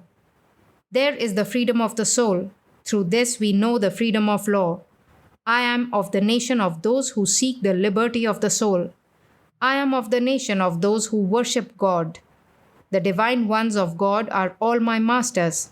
I learn of your Christ in learning of Krishna, of Buddha, in learning of Mohammed. I worship God alone. I am existence absolute, bliss absolute, knowledge absolute. I condemn nothing that I find in nation, state, or religion, finding God in all. Our growth is not from evil to good, but from good to better, and so on and on. I learn from all that is called evil or good. The nation and all such nonsense may go. It is love, love, love, God and my brother. 9.8.1.34 A High Priest of India, New Discoveries, Volume 2, Baltimore American, October 13, 1894. Swami Vivekananda arrives in Baltimore, his views on religion. Swami Vivekananda, a Brahmin high priest of India, arrived in Baltimore last night and is the guest of Reverend Walter Vrooman. To an American reporter last night, Swami Vivekananda said, "I have been very favorably impressed with American institutions during my stay in this country. My time has been divided between 4 cities: Chicago, New York, Boston, and Detroit. I never heard of Chicago when in India, but I had frequently heard of Baltimore. The main criticism I have to pass on America is that you have too little religion here. In India, they have too much. I think the world would be better if some of India's surplus of religion could be sent over here, while it would be to India's profit if its people could have some of America's industrial advancement and civilization. I am a believer in all religions. I think there is truth in my religion. I think there is truth in your religion. It is the same truth in all religions applying itself through various channels to the same end. I think the great need of the world is less law and more godly men and women." 9.8.1.35 Priest Swami in Town, New Discoveries, Volume 2, Baltimore News, October 13, 1894. A high caste Hindu visiting in Baltimore. His gorgeous garb attracts much attention in the lobby at the Renard. He whistles and indulges in East Indian wit. He comes to Baltimore on a tour of the country and will speak at the Lyceum tomorrow night. Swami Vivekananda, High Priest of the Hindus, walked into the lobby of the Hotel Renard this afternoon attired in a flaming red cloak and a gaudy yellow turban that made him the center of all eyes. His idea of humor. Swami Vivekananda has the sense of humor about him. He was talking this morning about the food show, which he intends to visit. He says he doesn't know much about food except to swallow it, and that is a very representative specimen of the wit of Ormus and of Ind. Another time he spoke of women's rights and said laughingly that women had more rights the world over than they were credited with having. When he changed his black coat, before going to the Renard, and put on the cardinal red garment with the yellow turban, he came out of his room smiling and said, "A transformation." The high priest can whistle and has enough music in his soul to start the tunes in class meeting if he were Methodist instead of Hindu. He whistled a couple of strains in his room this morning for a reporter of the news. It was not Daisy Bell, nor yet Sweet Marie, and must have been some sort of a heathen Hindu jingle. Views on topics of the day. Swami is traveling around the country, as he says, lecturing and studying American institutions, but he seems not to have got much into the pith of American sociology, for he knows nothing of such questions as European immigration, divorce, the race problem, etc., which are worrying the economists of the land. He is, however, posted on Oriental immigration and says the United States has no right to bar out the Chinese. He says the law of love must prevail and force must yield. He predicts the downfall of any nation that uses force. He says also that the United States should open her doors to the world. He believes the southern part of the continent should be filled with Hindus and Chinese. "There is no such thing as divorce in India," he said. "Our law does not allow it. Our women are more limited in their sphere than the women of America. Some of them are as highly educated. They are entering the medical profession to some extent now. I see no reason why American women should not vote." He evaded a question as to the position of Hindu women in their homes and their treatment by their husbands. It may be that he does not know much about it. He is not a married man. Priests of his caste do not marry. He mentioned 2 things which he said had impressed him in America. One was the absence of poverty in the country at large, and the other was the unusual prevalence of ignorance in the South. Likes the elevator. When he went to the elevator at the Renard, he said, "There is an American institution which we do not have to any extent in India. I like it very much." A lady was just coming off the elevator. She was somewhat startled by the red and yellow costume of the priest, but his imperturbable countenance gave no sign of consciousness of the attention he attracted. His address tomorrow night at the Lyceum will be mainly introductory of himself and explanatory of the Hindu nation.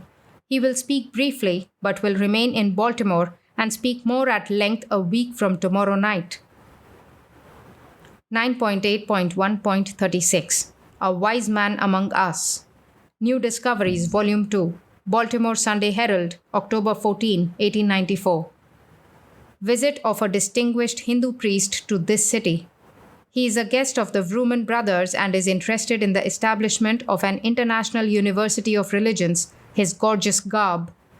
Mr. Vivekananda conversed with a Sunday Herald reporter, speaking English with ease and with an accent similar to that of an educated Italian. He displayed the greatest familiarity with the institutions of this country, religious, political, and social. Mr. Vivekananda came to Baltimore at the invitation of the Vrooman brothers, Hiram, Carl, and Walter, and while in this city will be their guest, Reverend Hiram Vrooman, was seen at his residence, 1122 North Calvert Street, yesterday and talked freely in reference to the visit of the distinguished guest. Mr. Vivekananda, he said, is one of the most intelligent men I have ever met. He came to this city at our invitation, and while here will confer with us in reference to the founding of the International University, which it is proposed to establish as an outcome of the World's Congress of Religions, which was such an interesting feature of the World's Fair. This university is one of Mr. Vivekananda's pet ideas and has the full sympathy of myself and my brothers, and also a number of gentlemen of wealth and position, including several religions. Among its promoters are members of the Roman Catholic and Hebrew religions. The idea of the university is education in general religion. One of Mr. Vivekananda's ideas in the establishing of the university is that it may serve to educate a superior kind of missionary for work in India. While he is steadfast to his own religious belief, he wishes that the present system of sending ignorant men as missionaries to India may be discontinued, and men sent there who can teach the Christian religion from an elevated standpoint. In this wish, he is animated only by a desire for the good of general religion. Mr. Vivekananda told me that his father was a great believer in the Lord Jesus, as he called him, and that when a boy he had read in the Gospel of St. John the thrilling description of the crucifixion of the Savior and wept over it. He will remain in this city for several weeks. Tomorrow evening he will deliver a brief address at our meeting at the Lyceum, and on Sunday week will speak at length at our second meeting on the university plan. 9.8.1.37 Love Religion's Essence. Vivekananda, a Brahmin monk, preaches at the People's Church. Washington Times, Monday, October 29, 1894. Vivekananda, the Brahmin monk, spoke to the congregation of the People's Church, number 423, G Street Northwest, at 11 a.m. yesterday. Dr. Kent introduced the monk. Vivekananda, coming forward, said as a boy at the university he studied comparative religion. In India are many religions. 1/5 are Mohammedans. 1,000,000 are Christians. He studied all. He listened to a great Hindu preacher, and when he had finished, said, "My brother, have you seen God?" The preacher looked up in surprise. "No." "How then do you know these things are true?" "My father told me." "Who told your father?" "His father," and so on through his ancestors to the clouds. He heard a Christian preacher of great eloquence. This man told the seeker for truth that if he was not immersed in water at once, he was in great danger to be roasted alive. Upon further questions, this Christian also, through the records of his books, went back to his ancestors, and so back to the clouds. The student not satisfied. This did not satisfy the student. He set about praying. He prayed sometimes 3 days and nights with much weeping and without food. He finally found a man who knew no books, not even to write his own name. This sage was preaching his religion. When asked the old question, he replied, "Yes, I see God now, and I will teach you to see him." This man bore the stamp of God in his features. It was the same certificate that came to the man of Nazareth when the dove descended upon him at Jordan. He made his hearer to believe that God lives and religion is not a mockery. For 12 years, Kananda sat at this man's feet. He was the master. He said one day, take up this book." Kananda took up the book and read. It was a calendar. He read in it where the rainfall was foretold. It said that within a certain time so many tons of rain would fall in a certain district. "Now," said the teacher, "close the book and press it." He did so. "Squeeze it very hard." He obeyed. Did any water come from the book? None. So are all books. The true religion is here, at the heart. The truth is, people do not want God. Far from it. Religion is largely fashionable. My lady has a fine parlor, elegant furniture, a piano, beautiful jewelry, well-fitting, costly dresses, a hat that is the latest thing out. She cannot get along without a dash of religion to keep up with her set. There is much of this religion, but it is hypocrisy, and hypocrisy is the root of all evil. This sort of religion is not of God. It is only the shadow. People with such religion sometimes grow to be in earnest and talk about religious things as if they had some reality. So, talking about religion without having it, these people fall to quarreling and fighting. "Mine, mine" is the cry, never "thine, thine." "My religion is best." "No, mine." And so they fight, as did the savage tribes about their rival gods, Mambo and Jumbo. Competition in religion, as in business, is the bane of all. Love abideth. Your own Paul says, "All else shall perish, but love abideth." That is the great truth. That false doctrine that my nation shall be aggrandized at the cost of every other nation is not of God. A youth went to his master and said, "I want to know God." The master paid little attention, but the youth persisted and would not be put off. Finally, one day the master said, "Let us go down to the river and have a bath." So they went down, and the youth plunged in. The master followed, and falling upon him, held him under. The youth struggled, but the master would not let him up. Finally, when he seemed to be almost dead, he desisted, drew him from the water, and revived him. "What did you most want when in the water?" the master asked. "Breath," was the answer. "Then you don't want God." So it is with men.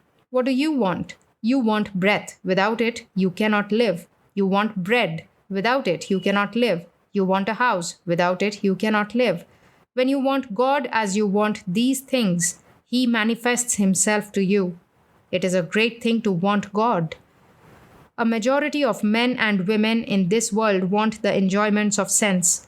They have been told that there is a God afar off, and if they will send Him a cartload of words, He will help them get these good things of this world. But in every land there are a few persons who want God. They would be one with the essence of good and truth. Religion is not shopkeeping. Love asks no return. Love begs not. Love gives. Religion is not an outgrowth of fear. Religion is joyous. It is the spontaneous outburst of the songs of birds and the beautiful sight of the morning. It is an expression of the spirit. It is from within an expression of the free and noble spirit. If misery is religion, what is hell? No man has a right to make himself miserable. To do so is a mistake. It is a sin. Every peal of laughter is a prayer sent to God. To go back, what I have learned is this. Religion is not in books, not in forms, not in sects, not in nations. Religion is in the human heart. It is engraved there. The proof of it is in ourselves. I make 2 points. There are sects. Let them go on increasing in number till each is a sect by himself. None can see God exactly as another. Each must believe in Him and serve Him as he sees Him. Then I want a harmonizing of the sects. Individuality is not in a fight with universality. Let each for himself and altogether fight evils. If you have a power of 8 and I a power of 4, and you come and destroy me, you have lost at least 4. You have only 4 left to conquer evil. It is love alone that can conquer hatred. If there is power in hate, there is infinitely more power in love. 9.8.1.38 The Hindu Optimistic. Washington Times, November 2, 1894. Vivekananda compares religions and talks of reincarnation.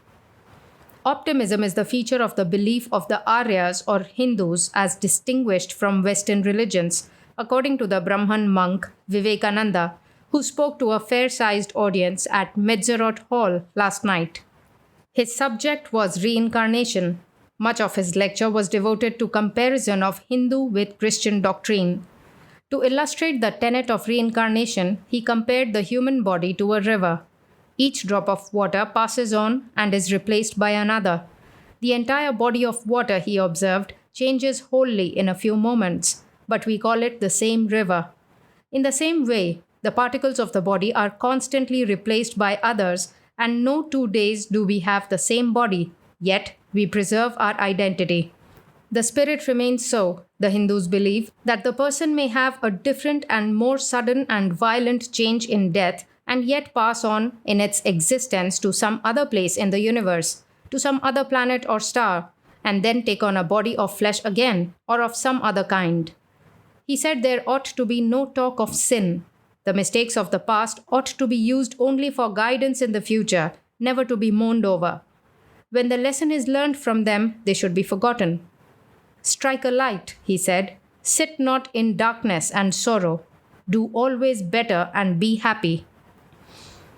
9.8.1.39 Vivekananda's Lecture, New Discoveries, Volume 2, Baltimore News, November 3, 1894. Swami Vivekananda, Hindu High Priest, lectured last night at Harris's Academy of Music Concert Hall. His subject was India and its Religion. He explained the belief of the various Eastern religions, including his own, which is Brahmanism. He ridiculed the idea of sending missionaries of so many different faiths to heathen lands and said that the various religions engaged in missionary work should be united. Mr. Vivekananda explained that the Hindu religion is optimistic and not pessimistic. His main point was the doctrine of reincarnation, which means that all have existed before and will live again in other forms. The proceeds of the lecture will be applied to the work of founding an international college. 9.8.1.40 Let India Alone, New Discoveries, Volume 2, Daily Eagle, April 8, 1895. Then it will come out all right, says Swami Vivekananda. The English people were given a raking over last night by Swami Vivekananda of India, who lectured to a throng at the Pouch Mansion. He said that the English used 3 Bs, Bible, brandy, and bayonets, in civilizing India. The preacher went ahead with the Bible to get the lay of the fortifications. The English, he said, had exaggerated the social conditions of India in their writings. They got their ideas from the pariahs, who were a sort of human scavenger. No self-respecting Hindu, he declared, would associate with an Englishman. The story about widows throwing themselves under the chariot of Juggernaut he declared to be a myth. Child marriage and caste, he agreed, were bad. Caste, he said, originated with the mechanics' guilds. What India needed was to be let alone, and it would come out all right. 9.8.1.41 Abu Ben Adhem's Ideal, New Discoveries, Volume 3. Abu Ben Adhem, the hero of Leigh Hunt's famous poem, asked a recording angel to list him as loving his fellowman. New York World, December 8, 1895. Swami Vivekananda, the yogi, comes from Bombay, preaching love for his fellowman. To find an ascetic of the highest Eastern type, clad in a red and flowing Hindu cloak over unmistakable American trousers, is necessarily a surprise. But in other things besides dress is Swami Vivekananda astonishing. In the first place, he declares that your religion or anyone else's religion is just as good as his own. And if you should happen to be a Christian or Mussulman, Baptist or Brahmin, atheist, agnostic or Catholic, it will make no difference to him. All that he asks is that you act righteously according to your lights. The yogi, with his peculiar notions of dress and worship, arrived Friday on the Britannic. He went to number 228 West 39th Street. While in New York, he will lecture upon metaphysics and psychology and will also disseminate in a general way his ideas on the universal religion, which asks no man to take another by the throat because his creed happens to be different. Let me help my fellow man. That is all I seek, he says. There are 4 general types of men, he says: the rational, the emotional, the mystical, and the worker. For them, we must have their proper worship. There comes the rational man who says, I care not for this form of worship. Give me the philosophical, the rational, that I can appreciate. So, for the rational man is the rational, philosophic worship. There comes the worker. He says, I care not for the worship of the philosopher. Give me work to do for my fellow men. So, for him is made a worship as for the mystical, the emotional. In the religion for all these men are the elements of their faith. No, said the Swami very softly in answer to a question. I do not believe in the occult. If a thing be unreal, it is not.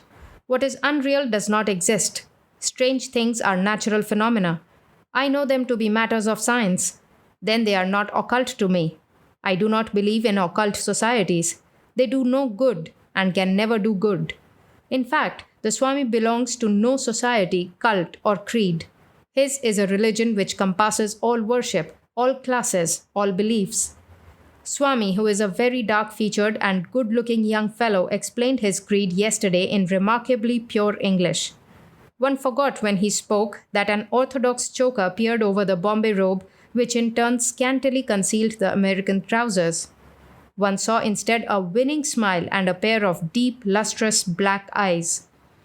Swami believes in reincarnation. He believes that with the purification of the body, the soul rises to a higher condition, and as the purification through matter continues, the spirit rises until released from further migration and is joined with the universal spirit. Such a man as the Jew Beta, Herman Allwart, who has just arrived in this country, the Swami cannot understand. You say, he said, that he comes here to preach hate against his fellow men. Is he not of wrong mind? Is he allowed to spread this hate? The doctors should examine his brain to find out the wrong. The peculiar name of the yogi signifies literally the bliss of discrimination. He is the first Indian yogi who ever came to this country. He comes from Bombay. 9.8.1.42 The Doctrine of the Swami. New Discoveries, Volume 3. New York Herald, January 19, 1896. The following is a brief sketch of the Swami's fundamental teachings. Every man must develop according to his own nature. As every science has its method, so has every religion. Methods of attaining the end of our religion are called yoga, and the different forms of yoga that we teach are adapted to the different natures and temperaments of men. We classify them in the following way under 4 heads. 1. Karma Yoga, the manner in which a man realizes his own divinity through works and duty. 2. Bhakti Yoga, the realization of a divinity through devotion to and love of a personal God. 3. Raja Yoga, the realization of divinity through control of mind. 4. Jnana Yoga, the realization of man's own divinity through knowledge. These are all different roads leading to the same center, God. Indeed, the varieties of religious belief are an advantage, since all faiths are good, so far as they encourage man to religious life. The more sects there are, the more opportunities there are for making successful appeals to the divine instinct in all men. 9.8.1.43 Universal Religion, New Discoveries, Volume 3. Vivekananda's Lecture on the Creeds of the World. Hartford Daily Times, February 1, 1896. A fair house greeted the Hindu monk Vivekananda last night. He was introduced by Mr. C.B. Patterson in some fitting remarks. His subject last night was the ideal or universal religion. Throughout the universe, there are 2 forces constantly at work, the centrifugal and centripetal, positive and negative, action and reaction, attraction and repulsion. We find love and hatred, good and evil. What plane is stronger than the spiritual plane, the plane of religion? The world furnishes no hate stronger than that engendered by religion, and no love stronger. No teachings have brought more unhappiness into the world, nor more happiness. The beautiful teachings of Buddha have been carried across the Himalayas at a height of 20,000 feet by his disciples. 500 years later came the teachings of your beautiful Christ, and these have been carried on the wings of the wind. On the other hand, look at your beautiful earth deluged in blood in the interest of propagandism and religion. As soon as a man comes into the company of those who do not believe as he does, his very nature changes. It is his own opinions he fights for, not religion. He becomes the very embodiment of cruelty and fanaticism. His religion is all right, but when he starts out to fight for his own selfish opinions, he's all wrong. People are up in arms about the Armenian and the Turkish butcheries, but their consciences don't say a word when the butcheries are committed in the interest of their own religion. In human beings, we find a curious mixture of God, man, and devil, and religion stirs up the latter more than anything else. When we all think alike, the God side of our nature comes out, but let there be a clash of opinions, and presto, change. The devil has the floor. This has been so from time immemorial and will be so always. In India, we know what fanaticism means. For that country, for the last 1,000 years, has been the especial field of missionaries. But above the clash of opinions and the fight for religions, there comes the voice of peace. For 3,000 years, efforts have been made to bring the different religions into harmony. But we know how this effort has failed, and it always will fail, and it ought to fail. We have a network of words about love, peace, and universal brotherhood, which were meant all right originally, but we repeat them like parrots, and to us they mean nothing. Is there a universal philosophy for the world? Not yet. Each religion has its own creeds and dogmas and insists upon propagating them. You can't make one religion for the whole world. That must not be. The Armenians say it will be all right if you will all become Armenians.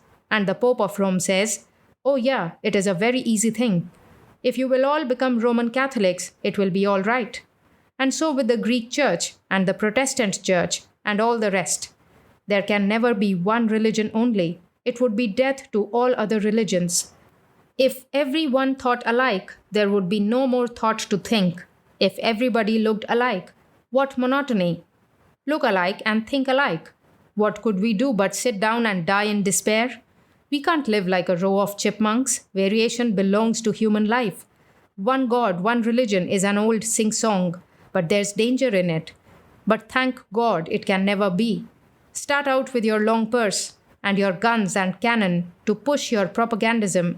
And suppose you succeed for a while? In 10 years, your so-called unity would be split into fragments. That is why there are so many sects. Take the largest religion, the Buddhist. They try to help the world to be better.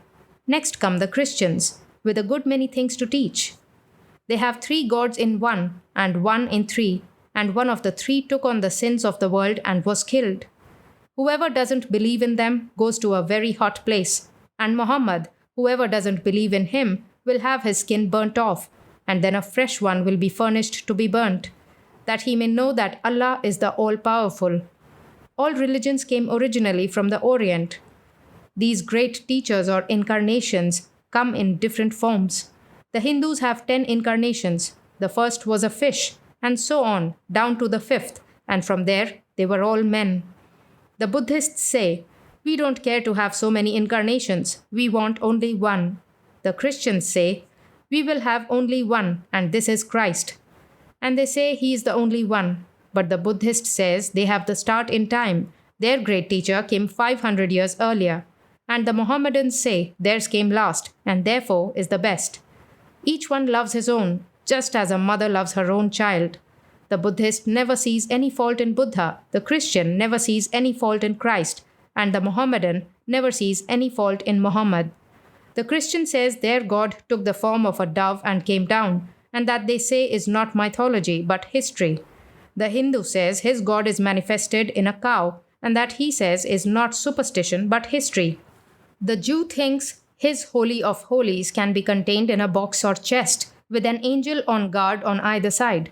But the Christian's God in the form of a beautiful man or woman is a horrible idol. Break it down, they say. One man's prophet did such and such wonderful things, while others call it only superstition. So where's your unity? Then there are your rituals. The Roman Catholic puts on his robe, as I have mine. He has his bells and candles and holy water, and says these are good and necessary.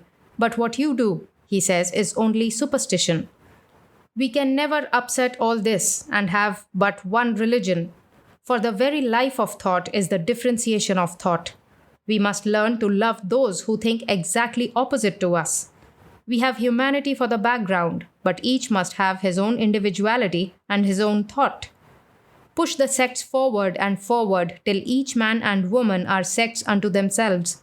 We must learn to love the man who differs from us in opinion. We must learn that differentiation is the life of thought. We have one common goal, and that is the perfection of the human soul, the God within us. Religion is the great force to help unfold the God within man. But we have to unfold in our own way. We can't all assimilate the same kind of food. Let your aspirations be of the highest, and your inspirations will be in harmony with reason and all known laws, and the Lord will always be with you. 9.8.1.44 Vivekananda's Philosophy. New Discoveries, Volume 4. Tribune, March 5, 1896. He would have many kinds of religion. Vivekananda, the Hindu missionary, lectured at the Hotel Richelieu last night. The parlors of the private hotel were filled to overflowing with a crowd of ladies. When Vivekananda arrived at the hotel, it was with difficulty he worked his way in. He went upstairs and very shortly came down again, robed in a purple gown, caught about the waist with a purple cord. Vivekananda in his talk said that there were various religions and each believer thought his religion the only true religion. It was a mistake, he said, to suppose that all should have the same religion. If all were of the same religious opinion, said he, there would be no religion. No sooner does a religion start than it breaks into pieces. The process is for the religion to go on dividing until each man has his own religion, until each man has thought out his own thoughts and carved out for himself his own religion. Vivekananda will remain in Detroit about 2 weeks and will give classes every morning at 11 o'clock and every evening at 8 o'clock at the hotel. 9.8.1.45 Heard Swami Talk. New Discoveries, Volume 4, News Tribune, March 16, 1896.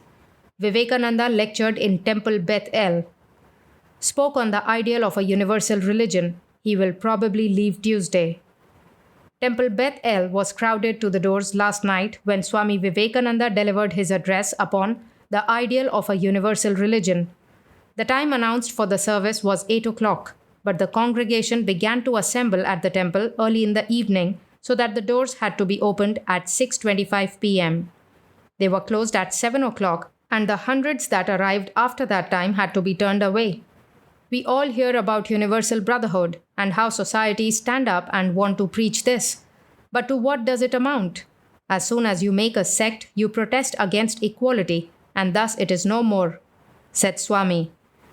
Unity in variety is the plan of the universe. Just as we are all men, yet we are all separate. We find then that if by the idea of a universal religion is meant one set of doctrines should be believed by all mankind, it is impossible, it can never be, any more than there will be a time when all faces will be the same. We must not seek that all of us should think alike, like Egyptian mummies in a museum, looking at each other without thought to think. It is this difference of thought, this differentiation, losing of the balance of thought, which is the very soul of our progress, the soul of thought. Swami will probably leave Tuesday, March 17. At the close of his address last night, he thanked the people of Detroit for the kind reception tendered him and his philosophy. 9.8.1.46 Philosophy of Freedom. New Discoveries, Volume 4. Boston Evening Transcript, March 21, 1896. Swami Vivekananda compares teachings of Hindu wisdom and Western religions. The Swami Vivekananda, who will be remembered as the Hindu delegate to the world's Parliament of Religions, is in the city as the March class lecturer at the Precopia, 45, St. Botolph Street. The Swami has been doing some most valuable and successful work in systematic class lecturing in New York with constantly increasing audiences during the past 2 winters and comes to Boston at a most opportune time. The Swami gives the following description of his work. In explanation of the term sannyasin, he said, Vide The Sannyasin, Complete Works, Volume 5, 5, 3, 10. In giving some idea of his work and its methods, the Swami says he left the world because he had a deep interest in religion and philosophy from his childhood, and Indian books teach renunciation as the highest ideal to which a man can aspire. The Swami's teaching, as he expresses it, is my own interpretation of our ancient books in the light which my master, a celebrated Hindu sage, shed upon them. I claim no supernatural authority. Whatever in my teachings may appeal to the highest intelligence and be accepted by thinking men, the adoption of that will be my reward. All religions have for their object the teaching of devotion or knowledge or activity in a concrete form. Now, the philosophy of Vedanta is the abstract science which embraces all these methods, and this is what I teach, leaving each one to apply it to his own concrete form. I refer each individual to his own experience, and where reference is made to books, the latter are procurable and may be studied for each one by himself. The Swami teaches no authority from hidden beings through visible objects any more than he claims learning from hidden books or MSS. He believes no good can come from secret societies. Truth stands on its own authority, and truth can bear the light of day. He teaches only the self, hidden in the heart of every individual and common to all. A handful of strong men, knowing that self and living in its light, would revolutionize the world, even today, as has been the case of single strong men before, each in his day. His attitude towards Western religions is briefly this. He propounds a philosophy which can serve as a basis to every possible religious system in the world, and his attitude towards all of them is one of extreme sympathy. His teaching is antagonistic to none. He directs his attention to the individual, to make him strong, to teach him that he himself is divine, and he calls upon men to make themselves conscious of divinity within. His hope is to imbue individuals with the teachings to which he has referred, and to encourage them to express these to others in their own way. Let them modify them as they will. He does not teach them as dogmas. Truth at length must inevitably prevail. 9.8.1.47 Out of the East. New Discoveries, Volume 4. Boston Daily Globe, March 24, 1896. Message brought by the Swami Vivekananda, in his country the gods are bright ones that help. The Swami Vivekananda is enjoying as great a degree of popularity on his present visit to Boston as he did when society, fashionable, intellectual, and faddist went wild over him on his former visit. A New York paper published an interview with the Swami in which he is reported to have expressed the opinion that in Boston the women are all faddists, all fickle, merely bent on following something new and strange. But Swami Vivekananda says that this is an exaggerated and distorted presentation of a criticism which he made upon all American women, that they were too superficial and too prone to follow the sensational and to change from one thing to another. This, he says, his observation has forced upon him. The American women are intellectual, but they are not steady, serious, and sincere. The first of the Swami's lectures was delivered before an audience of 400 people in the Allen Gymnasium, Saturday evening on The Science of Work, and the second one of the course on Devotion was given in the same place, the hall being filled and a number turned away unable to gain admittance. The lecture was exceedingly interesting and the speaker's manner was very magnetic. In his country, said the Swami, the gods were the bright ones who gave help to men and received help from them. The gods are only human beings who are somewhat elevated after death. But God, the highest, is never prayed to or asked for help. He is given only love and worship without anything being asked in return. There are two phases of this God, the one, the abstract God behind the substance of the universe, and the other, the personal God who is seen through human intellect and given attributes by it. The love which is given to God never takes, but always gives, and it does not depend on anything. The worshipper does not pray for health, money, or any other thing, but is content with the lot apportioned to him. People who ask about religion from mere motives of curiosity become faddists. They are always looking for something new, and their brains degenerate until they become old rags. It is a religious dissipation with them. It is not the place that makes heaven or hell, but the mind. Love knows no fear. There can be no love where it is. In love of any sort, external objects are only suggested by something within. It is one's own ideal projected, and God is the highest ideal that can be conceived of. Hatred of the world does not drive good men from it, but the world slips away from the great and saintly. The world, the family, and social life are all training grounds, that is all. When one realizes that God is love, it does not matter what his other attributes are. That is the only essential. The more a man throws himself away, the more God comes in. Hence, self abnegation, which is the secret of all religion and morality. Too many people bring down their ideals. They want a comfortable religion, but there is none such. It is all self surrender and upward striving. 9.8.1.48 Said a universal religion is impossible. New Discoveries, Volume 4. Boston Evening Transcript, March 27, 1896. Swami Vivekananda told the large audience that crowded the Allen Gymnasium to hear him speak on the ideal of a universal religion last night that the recent Parliament of Religions at Chicago proved to that date that universal religion was impossible. Nature, he said, is wiser than we have thought her to be. It is competition of ideas, the clash of thought, that keeps thought alive. Sects have always been antithetical and always will be splitting into little varieties of themselves. And the way to get out of this fight of religions is to let the sects go on subdividing. There is no unity in the three elements of religion: philosophy, theology, mythology, and ceremony. Each theologian wants unity, but his idea of unity is the adjustment of all other creeds to his own. I agree with the old prophets as long as they agree with me. But there is an element of religion that towers above all, that is, philosophy. The philosopher seeks truth, which is one and the same always, and it is acceptable to the four sides of every religious nature: the emotional, mystical, active, and philosophical. And he who dares to seek the truth for truth's sake is greatest among men. 9.8.1.49 For Universal Religion, New Discoveries, Volume 4, Boston Evening Transcript, March 30, 1896. The Hindu Swami lectures before several societies.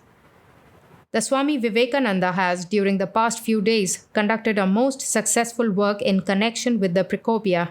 During this time, he has given 4 class lectures for the club itself, with constant audiences of between 4 and 500 people at the Allen Gymnasium, 44 St. Botolph Street, 2 at the house of Mrs. Olbull in Cambridge, and 1 before the professors and graduate students of the philosophical department of Harvard University. The idea which brought the Swami to America 3 years ago as Hindu delegate to the Parliament of Religions and has been the guiding motive of all his subsequent work, both in America and England, is one which appeals strongly to the people whose creation the Parliament was, but the methods which he proposes are peculiarly his own. One of his lectures during the week has been The Ideal of a Universal Religion, but a harmonious religion would perhaps equally meet the case. If needed, it would not more adequately express that for which he is striving. The Swami is not a preacher of theory. If there is any one feature of the Vedanta philosophy which he propounds, which appears specially refreshing, it is its intense capability of practical demonstration. We have become almost wedded to the idea that religion is a sublime theory which can be brought into practice and made tangible for us only in another life. But the Swami shows us the folly of this. In preaching the divinity of man, he inculcates a spirit of strength into us, which will have none of those barriers between this life and actual realization of the sublime that to the ordinary man appear as insurmountable. In discussing the general lines on which it appears to him universal religion can alone be established, he claims for his plan no super authority. As he says, I have also my little plan. I do not know whether it will work or not, and I want to present it to you for discussion. In the first place, I would ask mankind to recognize this maxim: do not destroy. Iconoclastic reformers do no good to the world. Help if you can. If you cannot, fold your hands, stand by, and see things go on. Therefore, say not a word against any man's convictions, so far as they are sincere. Secondly, take man where he stands, and from thence give him a lift. Unity in variety is the plan of the universe. Just as we are all men, yet we are all separate. As humanity, I am one with you. As Mr. So and so, I am different from you. As a man, you are separate from woman, but as human beings, you are all one. As a living being, you are one with animals and all that lives, but as man, you are separate. That existence is God, the ultimate unity in this universe. In Him, we are all one. We find then that if by the idea of a universal religion is meant that one set of doctrines should be believed by all mankind, it is impossible, it can never be, any more than all faces will be the same. Again, if we expect that there will be one universal mythology, that is also impossible, it cannot be. Neither can there be a universal ritual. When this time comes, the world will be destroyed, because variety is the first principle of life. What makes us formed beings? Differentiation. Perfect balance will be destruction. What then do I mean by the ideal of a universal religion? I do not mean a universal philosophy, or a universal mythology, or a universal ritual, but I mean that this world must go on, wheel within wheel. What can we do? We can make it run smoothly, we can lessen friction, we can grease the wheels, as it were. By what? By recognizing variation. Just as we have recognized unity by our very nature, so we must also recognize variation. We must learn that truth may be expressed in 1,000 ways, and each one yet be true. We must learn that the same thing can be viewed from 100 different standpoints and yet be the same thing. In society, we see so many various natures of mankind. A practical generalization will be impossible, but for my purpose, I have simply characterized them into 4. First, the active man, then the emotional man, then the mystical man, and lastly, the philosopher. To be universal, religion must provide possibility of realizing truth through means suitable to any one of these minds, and a religion which says that through one alone all men must struggle, whether these minds are capable of the struggle or not, must end in agnosticism. In his lecture on Karma Yoga, Swami dealt with the science of work. The lecture for the most part analyzed the motives men have in work, and particularly the motive of heaven as a reward for good work on earth. This, said the Swami, is shopkeeping religion. Work alone reaches its highest when it is done absolutely without hope of reward, work for work's sake, and without regard to the consequences. In discussing Bhakti Yoga, devotion, the Swami explained the rationale of a personal God. This idea of devotion and worship of some being who has to be loved and who can reflect back the love to man is universal. The lowest stage of the manifestation of this love and devotion is ritualism, when man wants things that are concrete, and abstract ideas are almost impossible. Throughout the history of the world, we find man is trying to grasp the abstract through thought forms or symbols and the external manifestations of religion. Bells, music, rituals, books, images come under that head. Man can only think with form and word. Immediately, thought comes. Form and name flash into the mind with them, so that when we think of God, whether as the personal God with human shape or as the divine principle or in any other aspect, we are always thinking of our own highest ideal with some or other form, generally human, because the form of man is the highest of which man can conceive. But while recognizing this as a necessity of human weakness, and while making proportionate use of rituals, symbols, books, and churches, we must always remember that it is very good to be born in a church, but it is very bad to die in a church. If a man dies within the bounds of these forms, it shows that he has not grown, that there has been no uncovering of the real, the divinity within him. True love can be regarded as a triangle. The first angle is, love knows no bargain. So when a man is praying to God, give me this and give me that, it is not love. How can it be? I give you my little prayer and you give me something in return. That is mere shopkeeping. The second angle is, love knows no fear. So long as God is regarded as a rewarder or a punisher, there can be no love for him. The third angle, the apex, is, love is always the highest ideal. When we have reached the point where we can worship the ideal as the ideal, all arguments and doubts have vanished forever.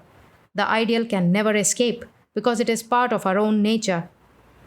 In his lecture at Harvard University, the Swami traced the history, so far as is known, of the Vedanta philosophy and showed to what extent the Vedas, the Hindu scriptures, are accepted as authoritative, merely as the foundation for the philosophy, in so far as they appeal to the reason. He compared the three schools: the dualists, who acknowledge a supreme being and a lesser being manifesting in men, but eternally separate from men. Next, he described the philosophy of the qualified non dualists, whose particular idea is that there is a God and there is nature, but that the soul and nature is simply the expansion or the body of God, just as the body of man is to man's soul. They claim, in support of this theory, that the effect is never different from the cause, but that it is the cause reproduced in another form, and as God, therefore, is the cause of this universe, he is also the effect. The monists declare that if there is a God, that God must be both the material and the efficient cause of the universe. Not only is he the creator, but he is also the created. He himself is this universe, apparently, but in reality, this universe does not exist. It is mere hypnotization. Differentiation is in the name and form only. There is but one soul in the universe, not two, because that which is immaterial cannot be bounded, must be infinite, and there cannot be two infinities, because one would limit the other. The soul is pure, and the appearance of evil is just as a piece of crystal, which is pure in itself, but appears to be variously colored when flowers are placed before it. In discussing Raja Yoga, the psychological way to union with God, the Swami expanded upon the power to which the mind can attain through concentration, both in reference to the physical and the spiritual world. It is the one method that we have in all knowledge. From the lowest to the highest, from the smallest worm to the highest sage, they have to use this one method. The astronomer uses it in order to discover the mysteries of the skies, the chemist in his laboratory, the professor in his chair. This is the one call, the one knock, which opens the gates of nature and lets out the floods of light. This is the one key, the only power, concentration. In the present state of our bodies, we are so much distracted. The mind is frittering away its energies upon 100 sorts of things. By scientific control of the forces which work the body, this can be done, and its ultimate effect is realization. Religion cannot consist of talk. It only becomes religion when it becomes tangible, and until we strive to feel that of which we talk so much, we are no better than agnostics, for the latter are sincere, and we are not. The 20th Century Club had the Swami as their guest Saturday, March 28, and heard an address from him on the practical side of the Vedanta philosophy. He leaves Boston today and will, within a few days, sail for England en route for India. 9.8.1.50 Swami Vivekananda, New Discoveries, Volume 5. Lectures on Hindu Religion and Philosophy. Los Angeles Times, December 9, 1899. The well-known expositor of the Hindu philosophy, dressed in the yellow robe of the Brahmin caste, spoke in part as follows. I come before you, ladies and gentlemen, to bring no new religion. I desire simply to tell you a few points that bind together all religions. I shall touch upon some things in the thought of Eastern civilization that will appear strange to you, and on others that I hope will appeal to you. All the religions of the world have a backbone of unity. This is the principle of philosophy and of toleration. Very few people in this country understand what India is. It is a country half as large as the United States and containing 300 million people, speaking a number of different tongues, but all bound together by the ideas of a common religion. By these ideas, the Hindus have made their influence felt through the ages, working gently, silently, patiently, while Western civilization has been conquering by force of arms. The future will show which is the more powerful, physical force or the power of ideas. The arts and sciences of the Hindus have found their way over all the earth, their numerals, their mathematical thought, their ethics. Was it not in India, there and there alone, that the doctrine of love was first preached, and not alone the doctrine of love of one's fellow men, but of love of every living thing? Yeah, even of the meanest worm that crawls under our feet. When you begin to study the arts and institutions of India, you become magnetized, fascinated. You cannot get away. In India, as elsewhere, we find the earliest condition one of division into little tribes. These different tribes had each its different god, its different ceremonial. But in coming in contact with one another, the tribes did not follow the course that Western civilization has taken.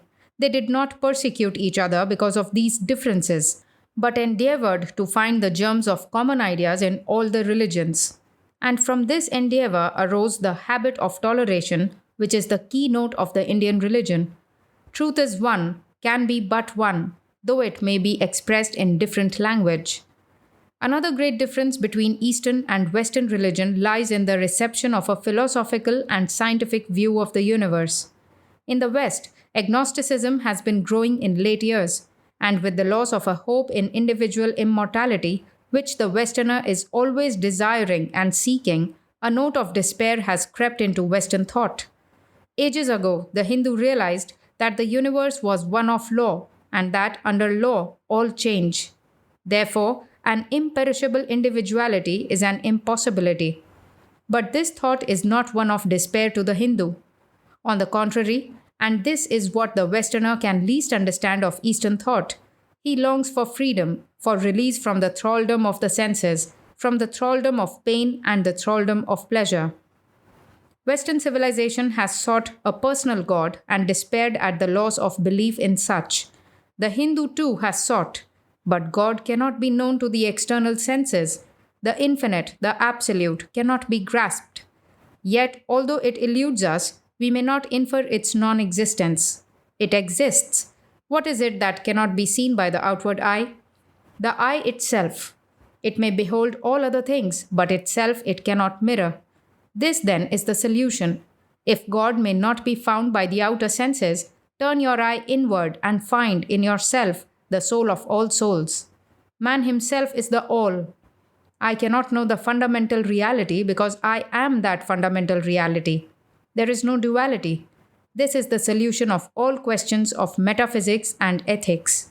Western civilization has in vain endeavored to find a reason for altruism. Here it is. I am my brother, and his pain is mine. I cannot injure him without injuring myself, or do ill to other beings without bringing that ill upon my own soul. When I have realized that I myself am the absolute, for me there is no more death, nor life, nor pain, nor pleasure, nor caste, nor sex. How can that which is absolute die or be born? The pages of nature are turned before us like the pages of a book, and we think that we ourselves are turning, while in reality we remain ever the same. 9.8.1.51 Hindu Philosophy, New Discoveries, Volume 5. Conception of the Universe in Distant India. Los Angeles Times, December 13, 1899. Swami Vivekananda, the Hindu philosopher, addressed the regular monthly meeting of the Southern California Academy of Sciences at Unity Church last evening. The audience was large and appreciative, and at the end of the lecture, a number of questions were asked by members of the audience and answered by the lecturer. The speaker began with a reference to the mythological tales of the Hindus, in which they attempted to explain the origin of the universe, and he told also of the endeavors of the ancients to explain the mysteries which surrounded them. According to their belief, he said, man's first idea is of himself. His will moves all his members. A child's idea of power is in its will. All movement of the universe has a will behind it. The Hindus believe, said the speaker, that there is but one God, and he a person like the rest of them, but infinitely greater. Their mind is philosophical enough not to admit the existence of two gods, one bad and one good. With them, nature is a unit. Unity in all existence is the universe, and God is the same as nature. There is not a system of philosophy, said the speaker, from that of the ancient Egyptians down to that of the Roman Catholic Church, which does not show traces of the same thought. All forces that exist in the mental and physical world have been resolved in India into the one word Father, Prana. Whatever is has been projected by him. In closing, the philosopher said that the ancient voice of India had found an echo in the 19th century in the writings of Herbert Spencer. 9.8.1.52 Conception of the Universe, New Discoveries, Volume 5, Los Angeles Herald, December 13, 1899. Swami Vivekananda's lecture before the Academy of Sciences.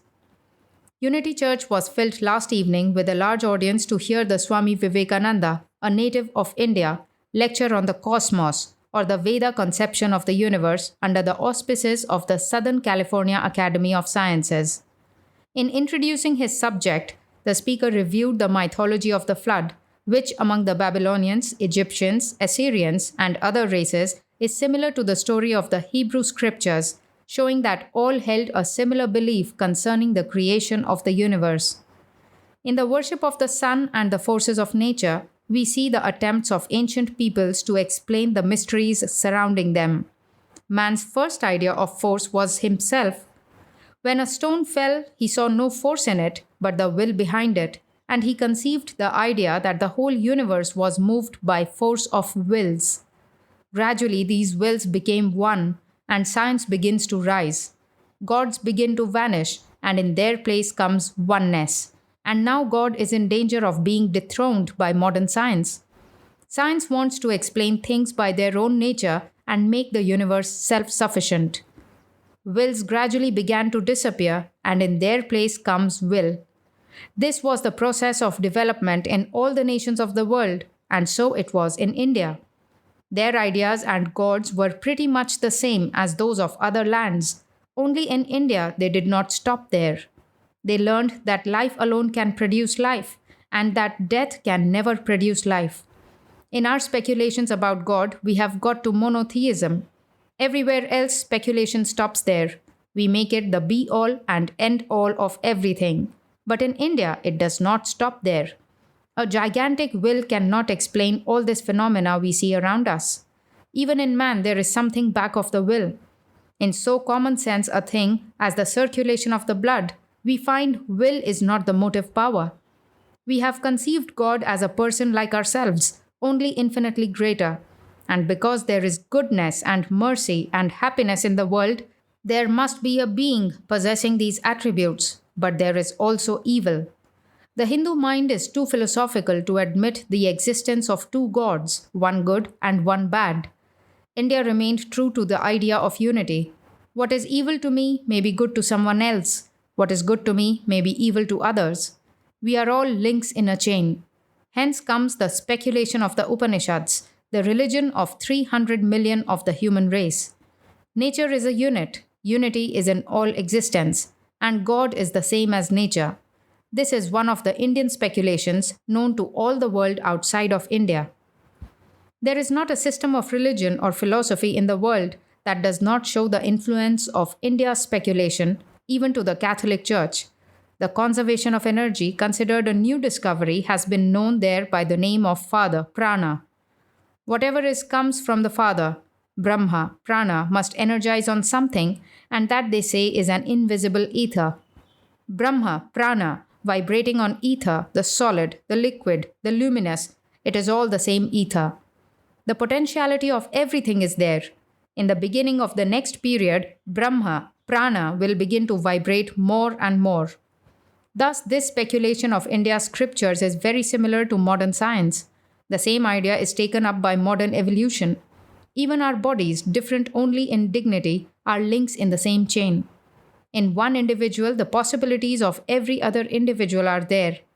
The living entity contains the possibility of all life, but can only express that which environment demands. The most wonderful speculations are formed in modern science. The one that interests me as a preacher of religion is the oneness of all religions, life. When Herbert Spencer's voice says that the same life welling up in the plant is the life welling up in the individual, the Indian religion has found a voice in the 19th century. 9.8.1.53 Told about India. New Discoveries, Volume 5. Los Angeles Herald, January 3, 1900. Lecture last night at Blanchard Hall by Swami Vivekananda. Swami Vivekananda, member of an ancient order of Hindu monks, who is giving a series of lessons and lectures in this city, addressed an audience last night at Blanchard Hall upon the history of India, the people of India. The Swami appeared before his audience in American dress, losing to a great degree the peculiar and characteristic personality given him by the aesthetic silken robes and the turban worn by his order. The speaker said India was not a country, but a continent containing a huge mass of races united by religion. India was of ancient date. It was inhabited when, through a desire to reach it by a shorter passage, Columbus discovered America, and its production of cotton, sugar, indigo, and spices have enriched the world. This country, inhabited by 200 million of people, is full of little villages that extend through all the valleys and up the mountains thousands of feet above the sea level. The immense fertility of the soil owes much to the tremendous rainfall, which is often 1,800 inches in a season, averaging perhaps 600 inches. Many of the people, however, in spite of the abundant productions, live wholly on millet, a kind of cereal. No animal food is eaten, no meat, eggs, or fish. The country from most ancient times has kept its own customs, its own languages, and its castes. It has by its religion saved itself while it has seen other nations rise and decay. The Babylonian civilization was not new, but India dates long before its rise and fall. The most ancient language, Sanskrit, is spoken by the priests and was spoken once by all the different races. The speaker gave examples of many of our common English words coming from Sanskrit's roots and traced the old religious ideas and even mythology to the ancient Aryan races. Many of the customs of the country were sketched, and further it was shown how this country was the seat of civilization, the center of arts, the sciences, the philosophical thought of the world.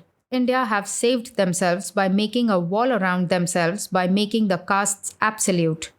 An emperor in India is glad to trace his descent from a priest who is the highest caste. The castes do not exist as they did once, but they are divided into many divisions and subdivisions. There are hundreds of them. No people of different castes eat together or cook together. Marriage is not legal if made outside of one's caste.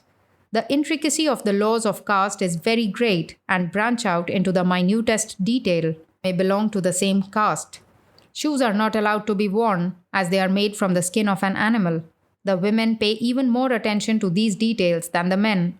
All these customs have their philosophy. This is the true democracy. It is the socialistic idea, the development of the masses, not the individual.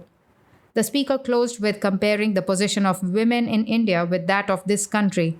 In India, the whole idea of womanhood is the mother. The mother is reverenced. She is the giver of life, the founder of the race.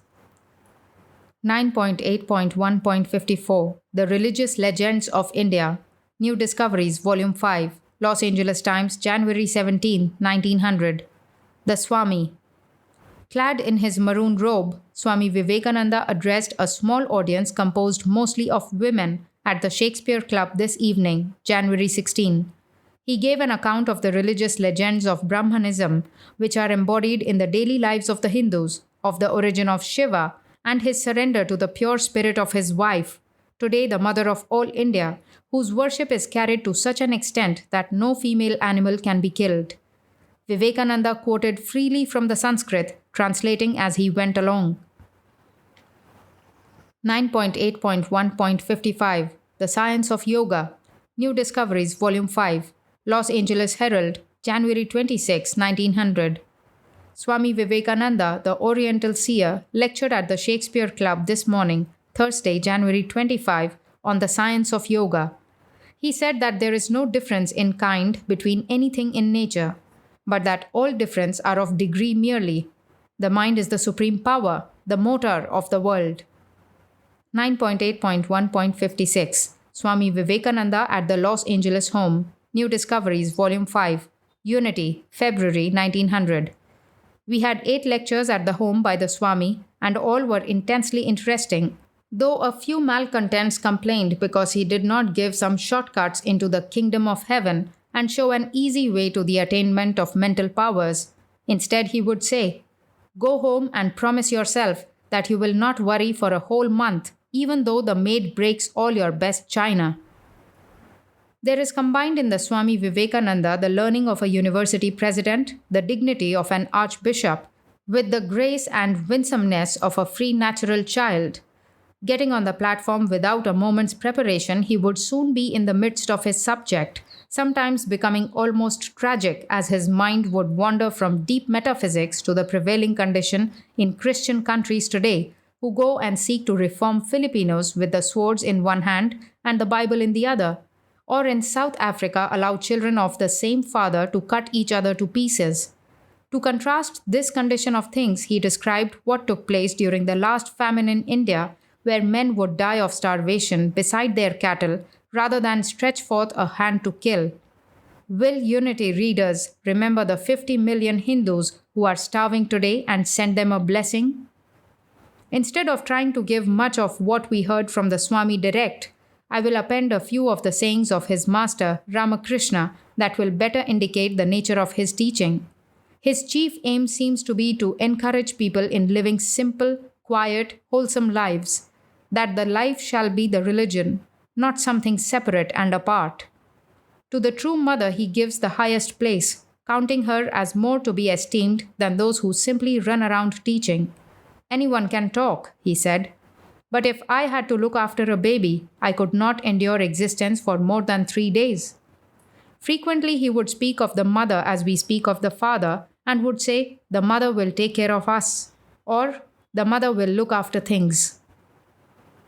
We had a lecture on Christmas Day from the Swami entitled Christ's Mission to the World, and a better one on this subject I never heard.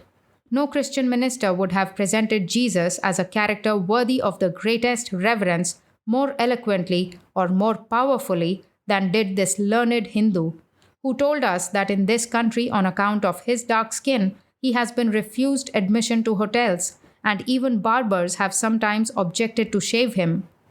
Is it any wonder that our heathen brethren never fail to make mention of this fact, that even our master was an Oriental?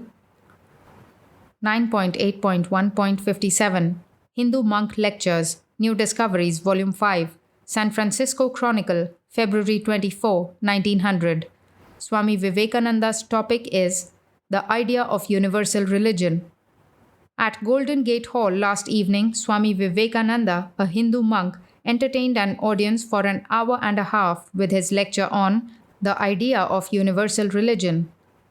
Tracing religion from the commencement of history, he spoke of the existence of creeds. Sects were known from the earliest time, he said. As time rolled on, there began various contests for a supremacy between the various sects. History, he declared, was a mere repetition of slaughter under the guise of religion. Superstition, he thought, was fast becoming a thing of the past through the expansion of the minds of men. They had more liberality of thought now.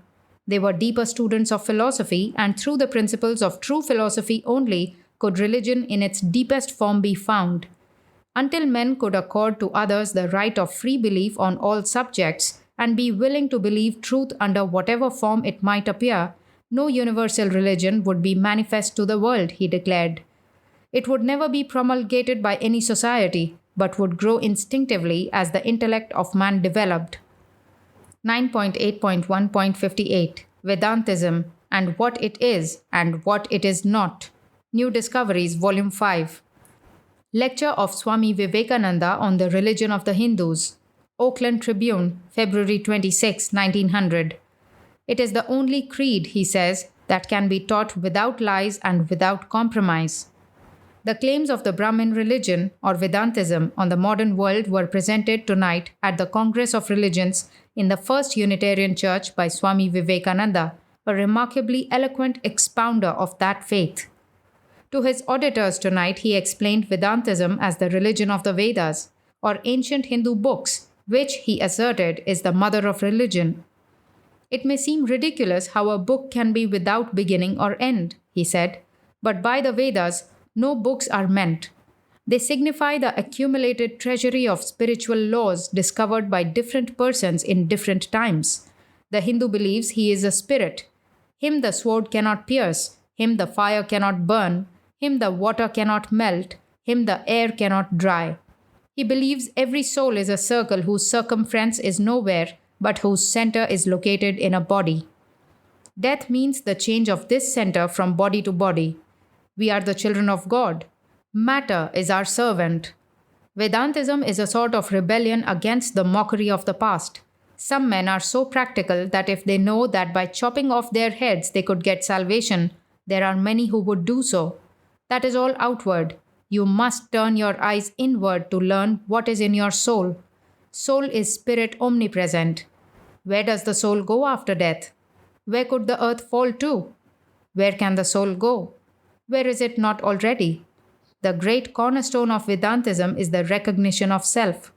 Man, have faith in yourself. The soul is the same in everyone. It is all purity and perfection, and the more pure and perfect you are, the more purity and perfection you will see. A man or preaching jack who cries, "O Lord, I am only a crawling worm," should be still and crawl into his hole. His cries only add more misery to the world. I was amused to read in one of your papers, "How would Christ edit a paper?" How foolish! How would Christ cook a meal? Yet you are the advanced people of the West. If Christ came here, you would shut up shop and go into the street with him to help the poor and downtrodden. Vedantism is the only religion that can be taught without lies, without stretching the texts, without compromise. 9.8.1.59 True Religion, New Discoveries, Volume 6. The Alameda Encinal, April 5, 1900. Hindu philosopher gives his ideas. Last evening, the Swami Vivekananda gave the first of a series of 3 public lectures at Tucker Hall on the development of religious ideas, of which no verbatim transcript is available. The speaker dwelt briefly on the similarity of ideas in the minds of Orthodox Christians, Mohammedans, and Hindus with regard to the origin of their religions. Each believed his particular prophet or teacher to have been inspired in some mysterious way by a god or gods who, as it were, regulated or influenced the affairs of this world from a distance. The modern scientific mind, on the contrary, instead of seeking for outside or supernatural causes for phenomena, endeavored to find cause in the thing or condition itself.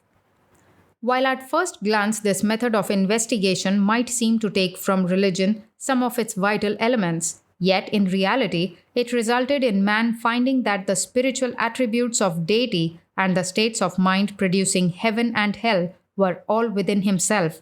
And although the result of this rational modern inquiry might appear to contradict much that had been handed down in the old religious writings such as Bible, Quran, and Vedas, yet the contradiction was more apparent than real, for the prophets and teachers of old had true perceptions, but were mistaken only in attributing their experiences to outside agencies, instead of realizing them to be the development and expression of elements in their own souls before unknown and unrecognized. The lecturer traced some of the common beliefs regarding location of heavens and hells, of various burial rites and customs, and he spoke of the impressions made on the primitive mind that resulted in a personification of the active natural forces in the phenomena with which we are surrounded. 9.8.2 European Newspaper Reports. 9.8.2.1 Swami Vivekananda on Love, New Discoveries, Volume 3. Maidenhead Advisor, October 23, 1895. On Thursday, the Swami Vivekananda delivered a lecture at the town hall, Maidenhead, taking as his subject the Eastern doctrine of love. Owing to other attractions in the town, the attendance was not large. Many of the public also associated the lecturer with the Theosophical Society, with which, however, he has, we are informed, nothing whatever to do, nor with any other society. Neither does he propose forming any society himself. He believes in expounding his views to whoever will listen to them and leaving those individuals to advocate them as a whole, or with whatever modifications they may deem fitting, or to reject them altogether, believing that out of the strife of all opinions, truth at length prevails. The chair was taken at 8 p.m. by Mr. E. Gardner, J.P., C.C., and he very briefly introduced the lecturer, who was clad in his native costume. The Swami then proceeded to express his view upon devotion to deity, or as more commonly expressed in the East, love, bhakti, to the following effect. Religion may be divided into 2 forms, the first almost entirely superstitious, and the second merely metaphysical. But if either of these is to have any force, it must be accompanied by love. Work alone without this element did not satisfy. The land might be covered with hospitals penetrated by good roads. There might be great social institutions well conducted and good sanitation, but these were all external physical processes and by themselves brought man no nearer to divinity. Both the realist and the idealist were necessary and complementary one of the other. The idealist brought the bold aspiration down to the earth. The realist caused it to take form through work. Love cannot be defined in positive terms, only negatively. Its nature is of the form of renunciation. In its more general sense, it might be divided threefold. 1. That love which is for one's own pleasure, irrespective of pleasure or pain to others, the purely selfish, the lowest. 2. That love which exchanges. I will love you if you love me. We will make each other mutually happy, the partially selfish, the middle path trodden by the great majority of mankind. 3. That love which gives all and asks for nothing, without premeditation and which never regrets, unconquerable by any evil thing done to him from whom it emanates. It is the highest, the divine. Only with this last kind are we concerned here. The first is the path of the sensualist and the animal. The second, the path of struggling humanity on its way to better things. The third, the real path of love, trodden by those who renounce the world and set out upon that road which leads to eternal peace. In that love there is no fear. Love kills fear. A lion might stand over a babe and threaten its life. The mother knows no fear. She does not fly, but she opposes. At that moment, love destroys terror. At other times, the same woman would run from a small dog.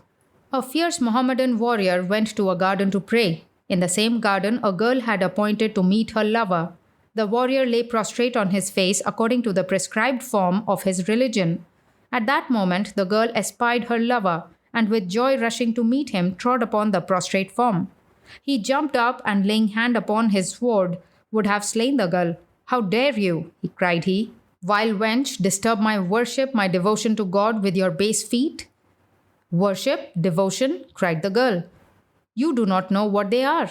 You had no devotion, lying there, no spirit of worship. If I, a timid girl, could so forget the presence of an object of dread like you, in my worship and devotion to my earthly lover, as to tread upon you and not even know it, how much more should you, if your heart had been absorbed in love and devotion to God, have been ignorant that I touched you? The warrior was humbled and appeased and went away. Our highest ideal of love is the image which we form for ourselves of deity. A barbarous people have a tyrannical and cruel God. A wise and noble people see God in ever and ever widening potencies. God is always God, but the views which men and nations may take of him vary. No higher view is known than that of love. The man who bears in his heart an unrelaxing love to every creature, whether he recognize that that creature is a manifestation of God in which he is actually present, or whether he look upon it merely as fashioned by deity, that man is on the path to deity, on the great path of devotion and renunciation. He cannot injure the creature of God, however repulsive to his narrower view of what should or should not be. He gives in love, not in pride. In loving deity, he loves its manifestations, works with them, and abides by them. The lecture was impressively delivered, and at the close a vote of thanks was accorded the chairman on the proposition of Mr. E.T. Sturdy of Caversham. The proceedings occupied only a little over half an hour. 9.8.2.2 An Indian Ascetic, New Discoveries, Volume 3. Standard, October 23, 1895. Since the days of Ram Mohan Roy, says the Standard, with the single exception of Keshab Chandra Sen, there has not appeared on an English platform a more interesting Indian figure than the Brahman who lectured in Prince's Hall last night. The lecture was a most fearless and eloquent exposition of the pantheistic philosophy of the Vedanta school, and the Swami seems to have incorporated into his system a good deal also of the moral element of the Yoga school, as the closing passage of his lecture presented in a modified form not the advocacy of mortification, which is the leading feature of the latter school, but the renunciation of all so called material comforts and blessings as the only means of entering into perfect union with the Supreme and Absolute Self. The opening passages of the lecture were a review of the rise of the grosser form of materialism in the beginning of the present century and the later development of the various forms of metaphysical thought, which for a time swept materialism away. From this, he passed on to discuss the origin and nature of knowledge. In some respects, his views on this point were almost a statement of pure fichteism, but they were expressed in language and they embodied illustrations and made admissions which no German transcendentalist would have used. He admitted there was a gross material world outside, but he confessed he did not know what matter was. He asserted that mind was a finer matter, and that behind was the soul of man, which was immovable, fixed, before which outward objects passed, as it were, in a procession which was without beginning or end. In other words, which was eternal, and finally, which was God. He worked out this pantheistic conception of the personal identity of man and God with great comprehensiveness and an ample wealth of illustration, and in passage after passage of great beauty, solemnity, and earnestness. There is only one soul in the universe, he said. There is no you or me. All variety is merged into the absolute unity, the one infinite existence, God. From this, of course, followed the immortality of the soul, and something like the transmigration of souls towards higher manifestations of perfection. As already stated, his peroration of 20 minutes was a statement of the doctrine of renunciation. In the course of it, he made some remorselessly disparaging criticism on the work that factories, engines, and other inventions and books were doing for man, compared with half a dozen words spoken by Buddha or Jesus. The lecture was evidently quite extemporaneous and was delivered in a pleasing voice, free from any kind of hesitation. 9.8.2.3 Native Indian Lecturer at Prince's Hall, New Discoveries, Volume 3, London Morning Post, October 23, 1895. Last night at Prince's Hall, Piccadilly, Swami Vivekananda, an Indian yogi who is at present on a visit to this country, delivered what was described as an oration on the subject of self-knowledge. A yogi, it was explained, is one who formally renounces the world and gives himself up to study and devotion.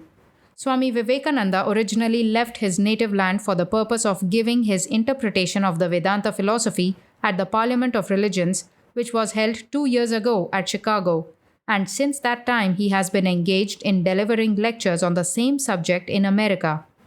In the course of his address last night, he declared that there were indications in these closing days of the 19th century that the pendulum of scientific thought was swinging back, for men all over the world were rummaging in the pages of ancient records, and ancient religious forms were again coming to the fore.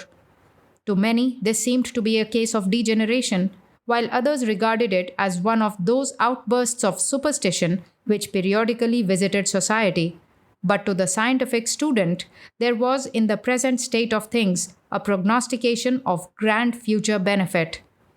The lecturer then proceeded at considerable length to describe the peculiar system of philosophy which he teaches and traced the 3 different stages of the religion which has grown out of it. He spoke with a good deal of fluency, and his remarks were listened to with attention by the somewhat small audience. 9.8.2.4 The Christian Commonwealth, New Discoveries, Volume 3, Christian Commonwealth, November 14, 1895, South Place Chapel Lecture. The Swami Vivekananda enlightened the congregation at South Place Chapel last Sunday morning on the basis of Vedanta morality.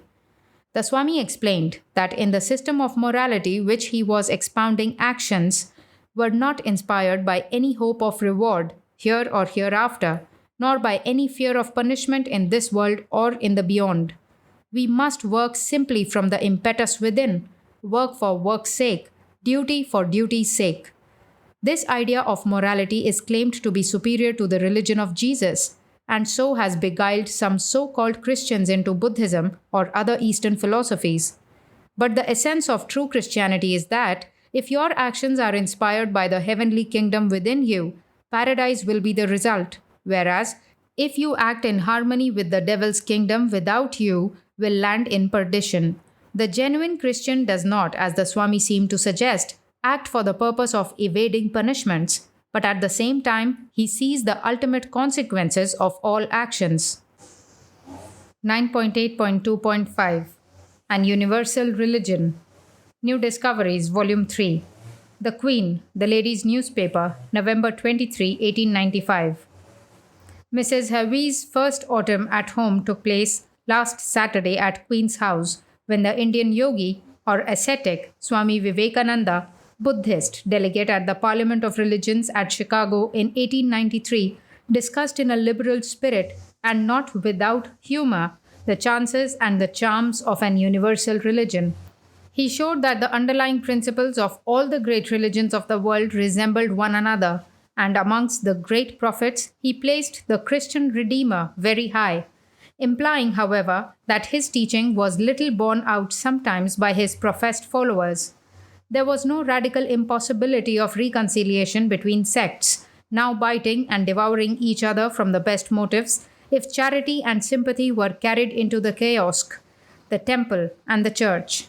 Canon Basil Wilberforce and the Reverend H. R. Hayes both made interesting speeches in reply to the Swami.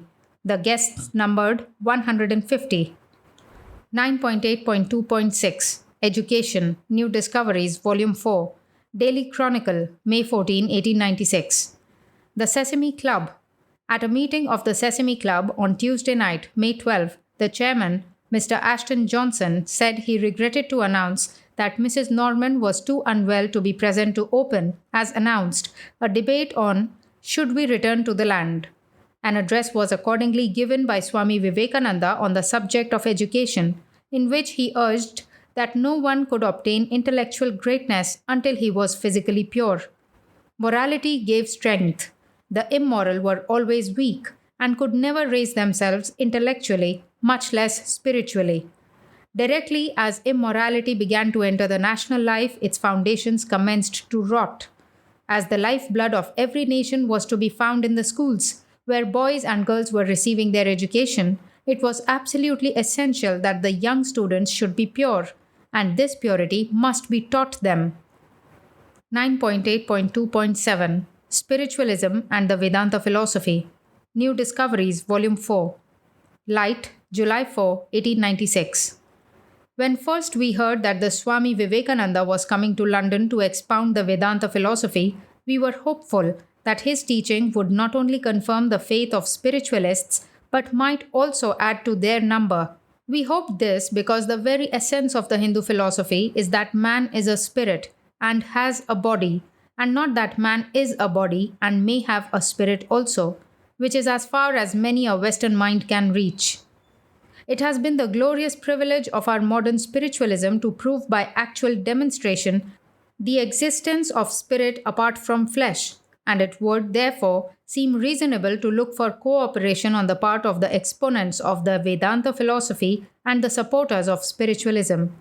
We are not quite certain, however, that this desirable consummation can be attained, for observations made very recently by the Swami are calculated only to divide the two sects. The Vedanta philosophy sets before the student an ideal aim, nothing less, in fact, than the unfolding of the God within him, and nothing could well be more impressive and inspiring than the presentation of this idea by a speaker of the force and eloquence of the Swami. We could only respect and admire until modern spiritualism was alluded to, and that in a manner which left upon us the impression that the Swami condemned without reservation all sitting for phenomena. He admitted having sat for observation with professional mediums and held that one and all had practiced fraud. Spirit voices, according to the Swami, are never heard to clash. As the sepulchral dies away, the small child's voice rises up, intimating thus that ventriloquism was invariably responsible for the sounds. Spirit messages, he remarked, were quite worthless, for they never rose above the level of "I am well and happy" or "Give John a piece of cake." This assertion could of course only be made in ignorance of the contents of spirit teachings, a book which we think can well stand comparison even with the exalted teaching of the Swami Vivekananda. The process of making up sham materializations and working the figure on the end of a wire was also described in detail. We were present again the following evening when a paper of questions bearing upon the adverse criticism of the Swami was read out to the meeting.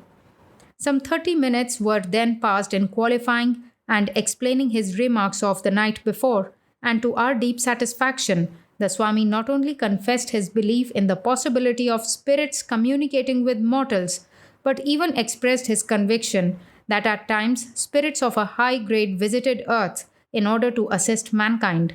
It is, however, we conceive no part of the Vedanta philosophy to recommend the seeking of such intercourse on account of its possible dangers. It is commonly held that the undeveloped spirit can most easily communicate with man. Consequently, the Swami uttered his word of warning and withheld any word of encouragement. 9.8.2.8 An October Class Review, New Discoveries, Volume 4, Light, October 28, 1896. On the sixth floor of one of the dismal but convenient Victoria Street houses, we lately listened to a discourse by Swami Vivekananda, one of a long series on the Hindu religion and philosophy. For an hour and a half he spoke without a note. It is true that the discourse was rather a flow of remarks than a connected study, but it was all keenly interesting.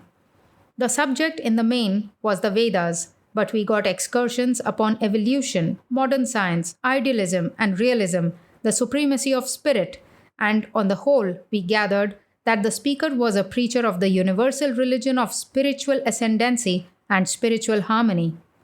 Certain passages from the Vedas, beautifully translated and read, by the way, were charming in their bearing upon the humanness and sharp reality of a life beyond the veil. One longed for more of this. We were much impressed with the admission that in the Vedas there were many contradictions, and that devout Hindus never thought of denying them or reconciling them. Everyone was free to take what he liked. At different stages and on different planes, all were true. Hence, the Hindus never excommunicated and never persecuted. The contradictions in the Vedas are like the contradictions in life. They are very real, but they are all true. This seems impossible, but there is sound sense in it. At all events, as regards excommunication and persecution, we only wish the Christians could make the Hindus' claim. 9.8.3 Indian Newspaper Reports 9.8.3.1 A Bengali Sadhu Madura Mail, January 28, 1893. A Bengali Sadhu on Hindu Religion and Sociology. A young Bengali sannyasin of about 32 years of age and a Master of Arts of the Calcutta University was last week interviewed at the Triplicane Literary Society by about 100 educated Indians, among whom was Dewan Bahadur Raghunatha Rao.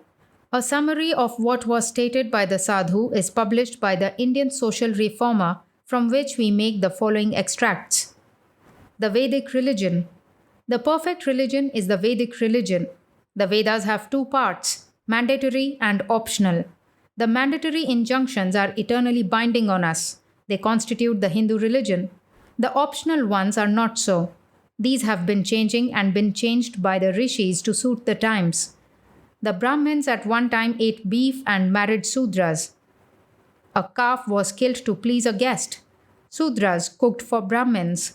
The food cooked by a male Brahmin was regarded as polluted food. But we have changed our habits to suit the present yuga. Although our caste rules have so far changed from the time of Manu, still if he should come to us now, he would still call us Hindus. Caste is a social organization and not a religious one. It was the outcome of the natural evolution of our society. It was found necessary and convenient at one time. It has served its purpose. But for it, we would long ago have become Mohammedans. It is useless now. It may be dispensed with. Hindu religion no longer requires the prop of the caste system. A Brahmin may interdine with anybody, even a Parya. He won't thereby lose his spirituality. A degree of spirituality that is destroyed by the touch of a Parya is a very poor quantity. It is almost at the 0 point. Spirituality of a Brahmin must overflow, blaze, and burn so as to warm into spiritual life not one Parya, but thousands of Paryas who may touch him. The old rishis observed no distinctions or restrictions as regards food. A man who feels that his own spirituality is so flimsy that the sight of a low caste man annihilates it need not approach a Parya and must keep his precious little to himself. The Hindu ideal of life. The Hindu ideal of life is nivritti. Nivarti means subjugation and conquest of evil passions, of tamasa nature of lust, revenge, and avarice. It does not mean conquest of all desire, it means only the annihilation of gross desires. Every man is bound to love and sympathize with his fellow creatures. A sannyasi is one who has vanquished all his selfish passions and vowed to devote his life for the good of others. He loves all. Pravritti means love of God and all his creatures. Sannyasis ought to be fed. They are not like the Christian bishops and archbishops who must be paid to do their work with thousands of pounds per annum, all whose earnings are spent upon their own luxury, their wife and children. The sannyasi wants only a morsel of food, and then he places all his knowledge and services at the disposal of the public. He is a wandering missionary. Individuals and society have to work themselves up from brute through man into divine. Even the lowest of the Hindus, the Parya, has less of the brute in him than a Briton in a similar social status. This is the result of an old and excellent religious civilization. This evolution to a higher spiritual state is possible only through discipline and education. The Shraddha ceremony. Every institution, caste, early marriage, etc., that stands in the way of education ought at once to be knocked on the head. Even Shraddh may be given up if the performance of it involves waste of time which might be better used for self-education. But Shraddh should not be given up.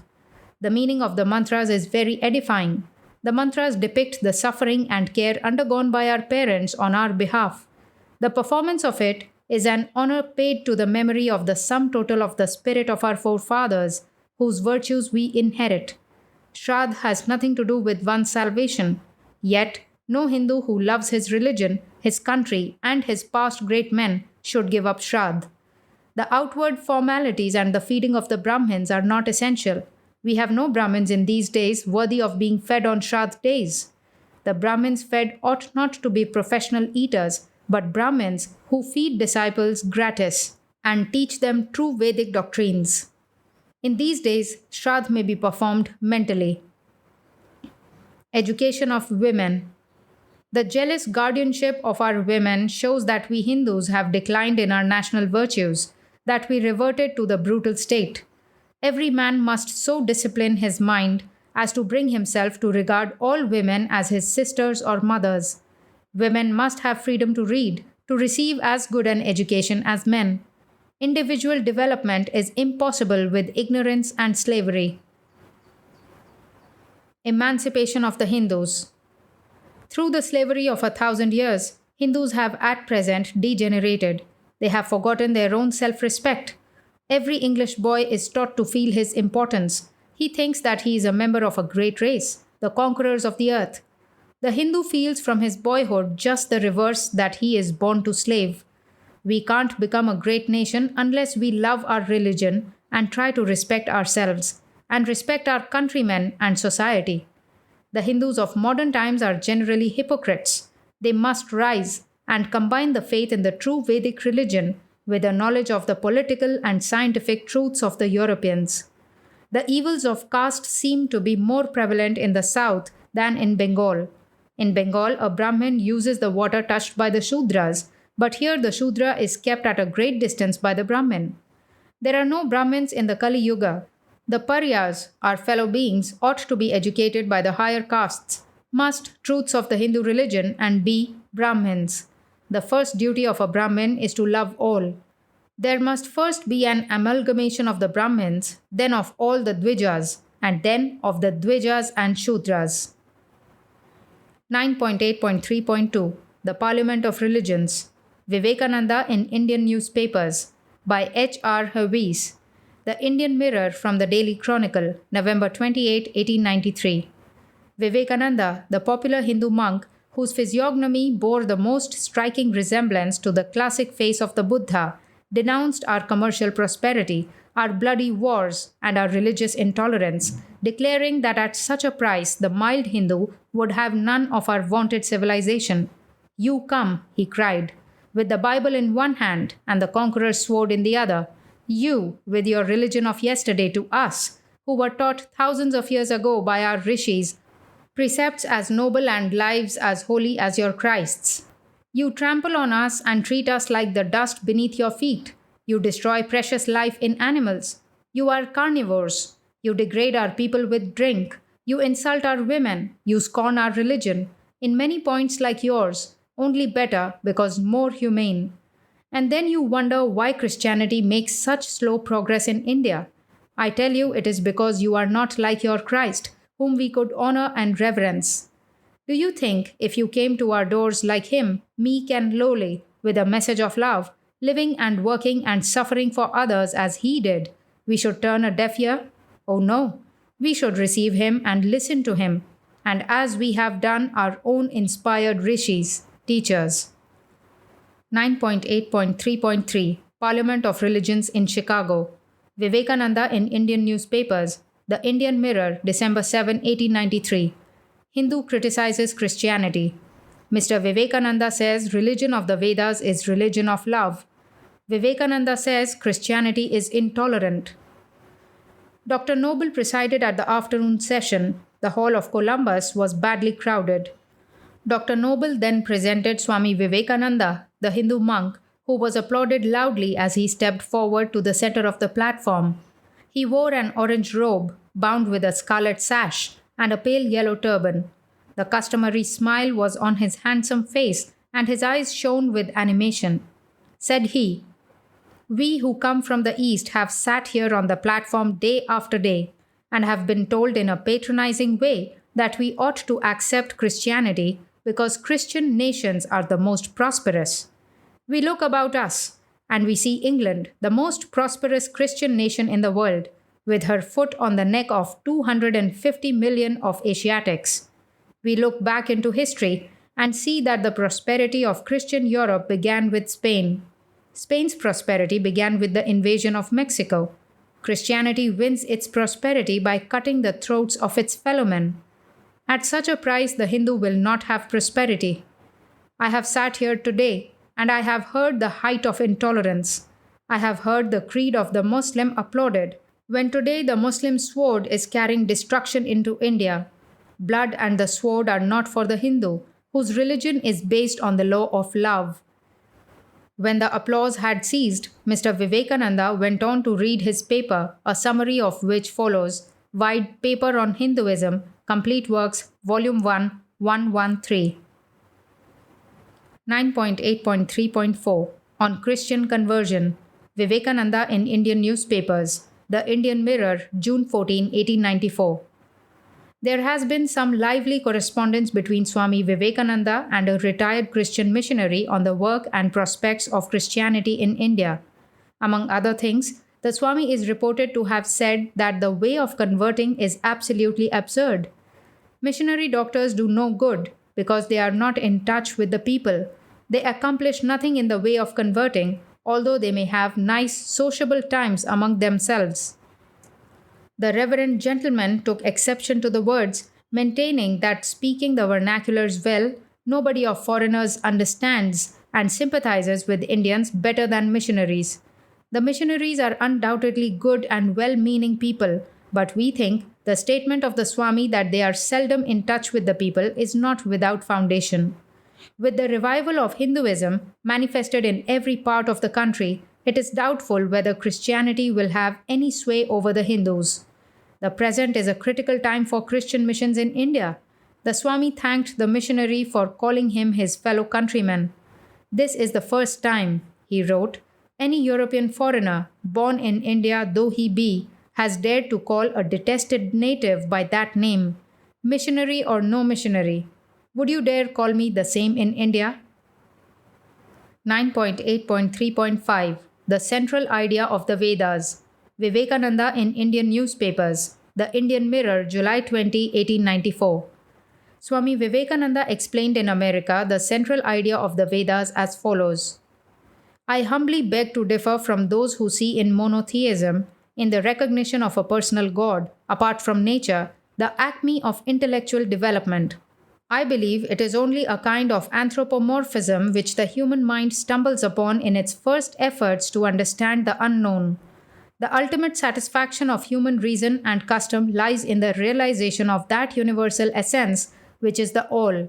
And I hold an irrefragable evidence that this idea is present in the Vedas, the numerous gods and their invocations notwithstanding. This idea of formless all, the Sat, that is, S or being, called Atman and Brahman in the Upanishads, and further explained in the Darshans, is the central idea of the Vedas, nay, the root idea of the Hindu religion in general. Unidentified source. 9.8.3.6 Swami Vivekananda on the Sea Voyage Movement. Vivekananda in Indian newspapers. The Bengali, May 18, 1895. There is not a Hindu who is not proud of Vivekananda Swami, who would not honor him and his teachings. He has done honor to himself, to his race and his religion. If we are right in this view, it follows that the opinions of Vivekananda are entitled to the highest consideration. This is what he says with regard to the sea voyage movement. Expansion is life, contraction is death, love is life, hatred is death. We began to die the day we began to contract, to hate other races, and nothing can prevent our death until we come back to life, to expansion. We must mix, therefore, with all the races of the earth, and every Hindu that goes out to travel in foreign parts does more benefit to his country than hundreds of those bundles of superstition and selfishness whose one aim in life is to be the dog in the manger. Those wonderful structures of national life which the Western nations have raised are supported by pillars of character, and until we can produce such by the hundred, it is useless to fret and fume against this power or that power. Does anyone deserve liberty who is not ready to give it to others? Let us calmly and in manly fashion go to work, instead of dissipating our energies in unnecessary frettings and fumings, and I, for one, thoroughly believe that no power in the universe can withhold from anyone anything he really deserves. The past was great, no doubt, but I sincerely believe that the future in store is glorious still. We must mix with other nations and take from them whatever good they have to give us. It is our exclusiveness, our unwillingness to learn from foreign nations, which is mainly responsible for our present degradation. We considered ourselves to be the elect of heaven and superior to the nations of the earth in all respects. We regarded them as barbarians, their touch as pollution, their knowledge as worse than ignorance. We lived in a world of our own creation. We would teach the foreigner nothing. We would learn nothing from the foreigner. At last, the disillusion came. The foreigner became our master, the arbiter of our destinies. We eagerly took to his learning. We found that there was much in it that was novel, much that was highly useful. We found that so far as the material comforts of life were concerned, the foreigner vastly outdistanced us, that his control over the powers of nature was far greater than any we had dreamt of. We had annihilated time and space, and had subordinated the powers of nature to the convenience of man. He had many wonderful things to teach us. We learnt them eagerly. But still we don't visit his country. If we do, we lose caste. We are under a foreign government. We eagerly study a foreign language and literature and admire all that is good and beautiful in it. We use foreign articles for dress and consumption. But still, we dare not visit the country of our rulers, for fear of excommunication. Against this unmeaning prejudice, the great Swami, who is a Hindu of Hindus, indignantly raises his voice of protest. The objectors in his expressive language are like the dog in the manger. They will not travel to foreign countries. They will not allow others to travel. Yet, the fact remains, says the Swami, that these traveled Hindus do more benefit to their country than hundreds of those bundles of superstition and selfishness whose one aim in life is to be like the dog in the manger. If we had our rishis in this age, as we had them in the ages that are gone by, We are sure they would have withdrawn the interdiction to sea voyage, if indeed any such interdiction has been laid in the past. Society is an organism which obeys the immutable law of progress, and change, judicious and cautious change, is necessary for the well being, and indeed the preservation of the social system. However, that may be, it is something to know that so high an authority and so good a Hindu as Swami Vivekananda supports travel to foreign countries. 9.8.3.7 A Summary of Buddhism, the Fulfillment of Hinduism. Vivekananda in Indian Newspapers. The Indian Mirror, June 29, 1895. Swami Vivekananda's speech, delivered in Chicago at the presentation of the Buddhists on September 26, 1893, is published in McNeely's edition of the History of the Parliament of Religions. The following were his concluding words: "We cannot live without you, nor you without us. Then believe that separation has shown to us that you cannot stand without the brain and the philosophy of the Brahman, nor we without your heart. This separation between the Buddhist and the Brahmin, is the cause of the downfall of India. That is why India has been the slave of conquerors for the past 1000 years. Let us then join the wonderful intellect of the Brahmin, with the heart, the noble soul, the wonderful humanizing power of the great master." 9.8.3.8 Indian Philosophy and Western Society. Vivekananda in Indian Newspapers. The Indian Mirror, December 1, 1895. At the weekly meeting of the Balloon Society, an address on Man and Society in the Light of Vedanta was given by Swami Vivekananda. The Swami, who wore the red robe of his sect, spoke with great fluency and in perfect English for more than an hour without the help of a single note. He said that religion was the most wonderful factor in the social organism. If knowledge was the highest gain that science could give, what could be greater than the knowledge of God, of the soul, of man's own nature, which was given by the study of religion? It was not only impossible that there should be one religion for the whole world, but it would be dangerous. If the whole of religious thought was at the same level, it would be the death of religious thought. Variety was its life. There were 4 types of religion. 1. The worker. 2. The emotional. 3. The mystical. And 4. The philosophical. Each man unfortunately became so wedded to his own type that he had no eyes to see what existed in the world. He struggled to make others of the same type. That religion would be perfect which gave scope to all the different characters. The Vedantic religion took in all, and each could choose in what his nature required. A discussion followed. 9.8.3.9 Swami Vivekananda in America.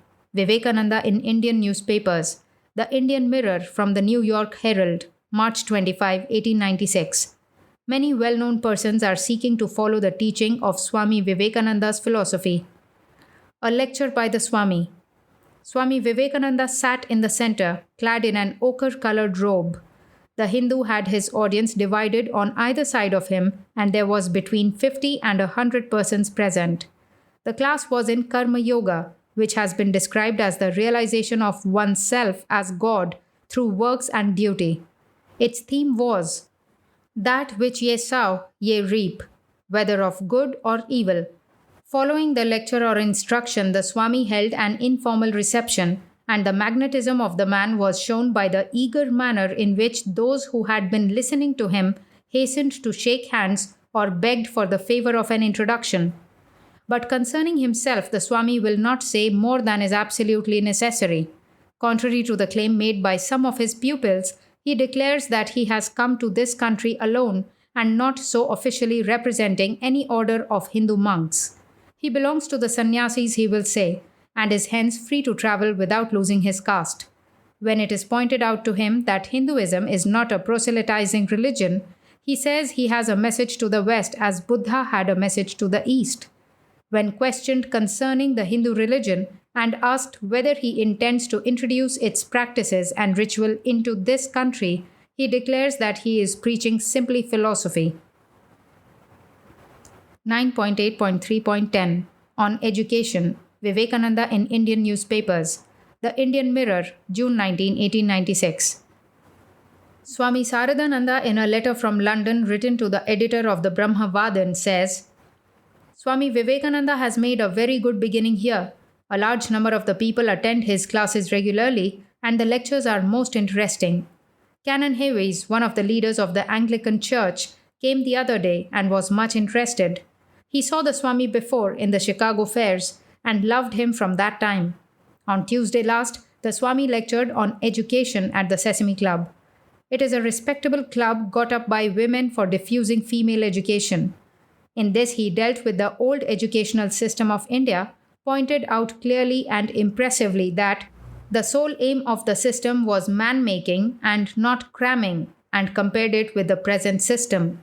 He held that the mind of the man is an infinite reservoir of knowledge, and all knowledge, present, past, or future, is within man, manifested or non-manifested, and the object of every system of education should be to help the mind to manifest it. For instance, the law of gravitation was within man, and the fall of the apple helped Newton to think upon it and bring it out from within his mind.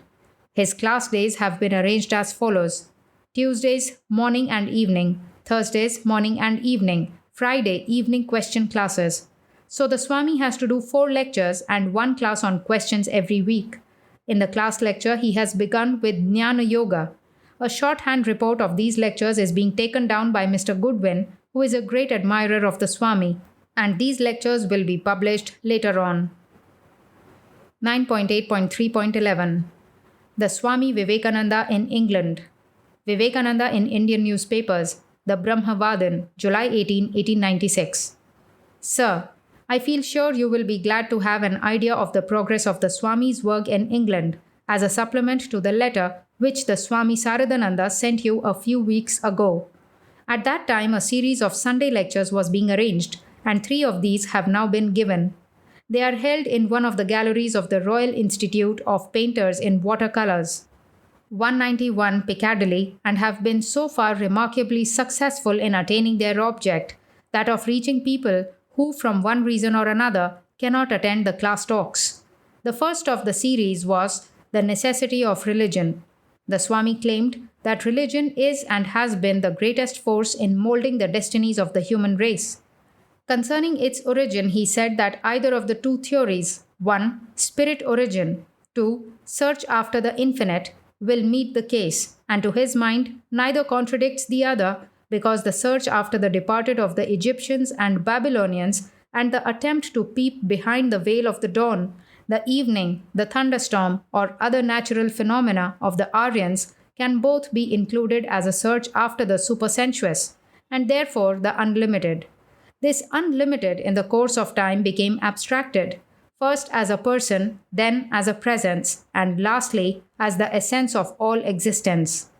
To his mind, the dream state is the first suggestion of religious inquiry, and inasmuch as the awakened state has always been and always will be accompanied by the dream state, a suggestion of existence finer than that of the awakened state, yet vanishing during it, the human mind will always be predisposed in favor of spiritual existence and a future life. It is in our dream state that we really find, in a sense, our immortality. Later on, as dreams are found to be only milder manifestations of the awakened state, the search for still deeper planes of the mind begins, the superconscious state of the mind. All religions claim to be founded on facts discovered in this state. The 2 important points to consider in this connection are that all facts discovered in this way are in the highest sense abstractions, and secondly, that there is a constant struggle in the race to come up to this ideal, and everything which thwarts our progress towards that we feel as a limitation.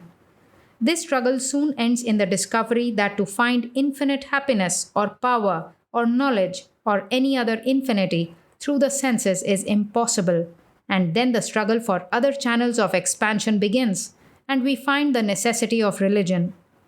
The second lecture was upon the subject, A Universal Religion, when the Swami gave in substance the lecture which most of your readers have seen in print as it was delivered in New York. As this lecture may be termed the Swami's plan of campaign, we always await its delivery with very great interest, and it is most encouraging to note that the impression made here in London was equally as good as was the case when the lecture was delivered in the Hardman Hall, New York. The third of the series brought us up to Sunday last, June 21st, when The Real and the Apparent Man, Mr. J. J. Goodwin's published transcript, The Real Nature of Man, Complete Works, Volume 2, was the subject under discussion. In this, the Swami, link by link, glanced over the thread of thought, which has gradually advanced from the consideration of men as separate entities from God and the rest of the universe, up to the point at which we concede the impossibility of more than one infinity, and the necessary consequence that which we now regard as men, as animals, as the universe of matter, cannot be the real unity, that the real must be something which is indivisible and unchangeable. And when reason forces us to the conclusion that this phenomenal world can only be an illusion, through which we as entities in the illusion have to pass to discover our real nature, that which exists is one, sages call it variously. But the Swami did not stop with the theory. He showed what would be the practical effect of such a theory, the gradual elimination from society of class distinctions and distinctions between man and man by greater unselfishness in the matters of money and power. Answering the objection that such a religion means loss of individuality, he argued that that which is changeful cannot be the real individuality, and that the gradual discovery of the reality behind us would mean the assumption of individuality and not its destruction. The 3 lectures thus given have been so favorably received, and there have been so many wishes expressed for their continuation that 3 further lectures are to be given. Sincerely yours, a disciple, probably Mr. E.T. Sturdy. Correspondence. 63 St. George's Road, London, Southwest, June 23, 1896. 9.8.3.12 On the Swiss Alps. Vivekananda in Indian Newspapers. The Indian Mirror, September 22, 1896. Swami Vivekananda writes from Lake Lucerne, Switzerland, under date the 23rd of August last. Evidently an unpublished extract from one of the 3 letters the Swami wrote from Lucerne, wide epistles, complete works 5 and 6.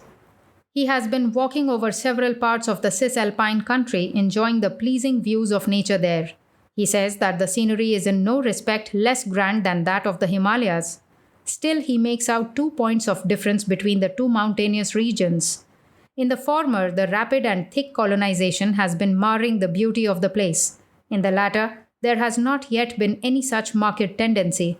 The former has become a resort mainly for the sanatorists and summer residents, and the latter mainly for the pilgrims and devotees. The Swami is shortly going to visit Germany, where an interview will take place with Professor Deussen, after which, by the 24th of September, he will go back to England. To India, most likely, as he says, he is returning by the next winter. He intends to reside in the Himalayas. 9.8.3.13 The Ideal of Universal Religion. Vivekananda in Indian Newspapers. The Journal of the Mahabodhi Society, November 1896.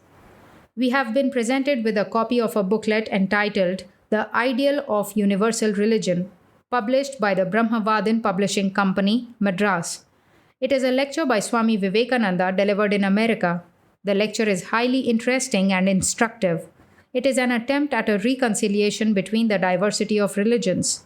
We hail the booklet as the symptom of the times, for it is evident for obvious reasons that men are beginning to awaken to the importance of this problem of religious harmony.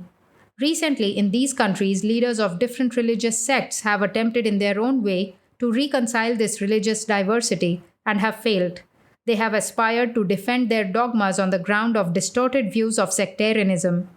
Swami Vivekananda has propounded a philosophical and at the same time a most practical solution of this problem of religious harmony.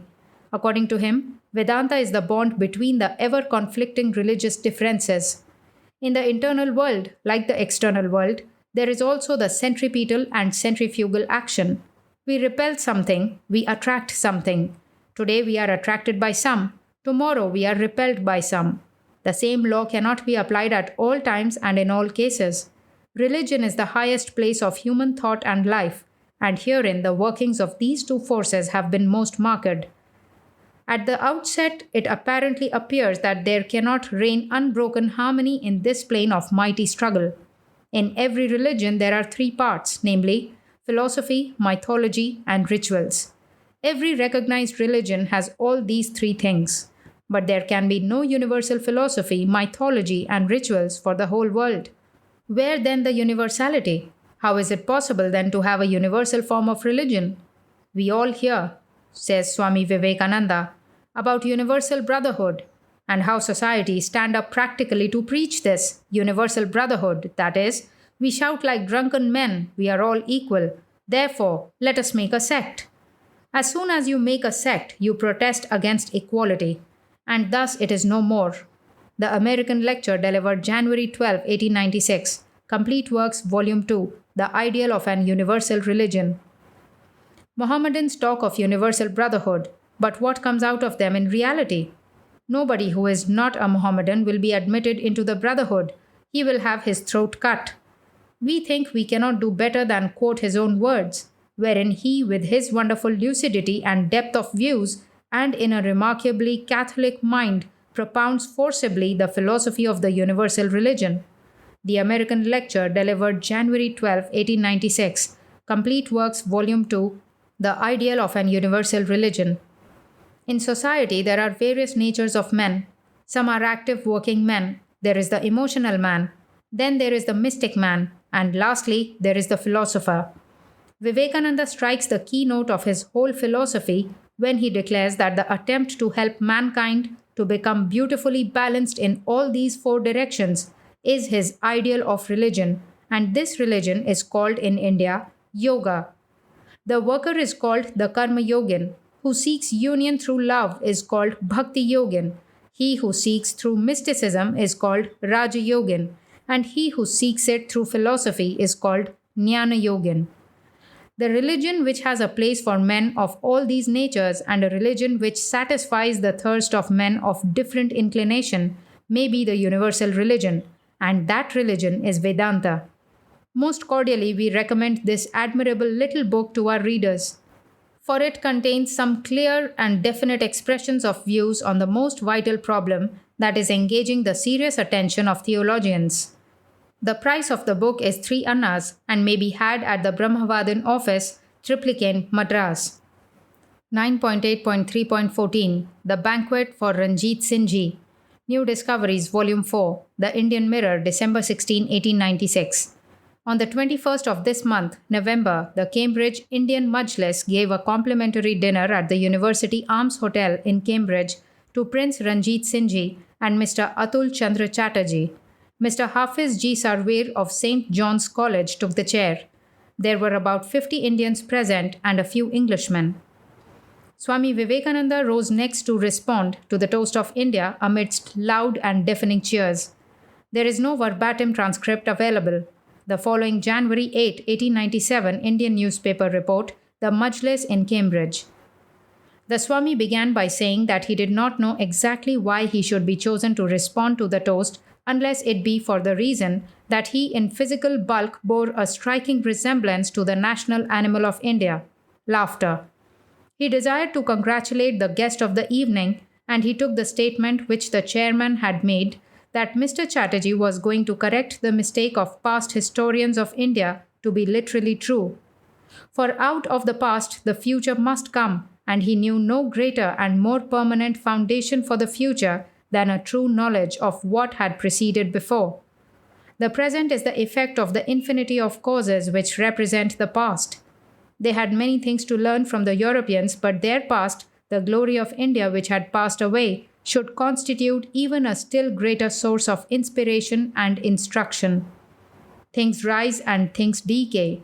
There is rise and fall everywhere in the world. Write the block quotation under the Majlis in Cambridge for the remaining text of this report. 9.8.3.15 The Majlis in Cambridge. Vivekananda in Indian newspapers. The Amrita Bazar Patrika, January 8, 1897. The gathering was a unique one, for the Indians met together to talk. In the Majlis they all talk about the successes of Ranjit Singh and Atul Chandra Chatterjee. It is a pity the name of Professor Bose was not associated with the above two, and we think Swami Vivekananda, who was present on the occasion, also deserved a recognition.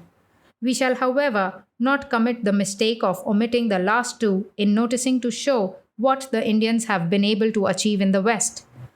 What the Swamiji did was to remove the impression from the minds of the Americans that the Indians were barbarians, superstitious in their beliefs, and addicted to monstrous cruelties. The advent of the Swamiji in the West has done this service that it has created an impression in many quarters that the Indians are not an inferior race, as Sir Charles Eliot called them, and that they can, in such subjects as religion and philosophy, say things which are not known even to the West. The advent of the Swamiji in the West has undoubtedly enhanced the character of the Indians in the West. Said Swami Vivekananda, "And though India is fallen today, she will assuredly rise again. There was a time when India produced great philosophers and still greater prophets and preachers. The memory of those days ought to fill them with hope and confidence. This was not the first time in the history of India that they were so low.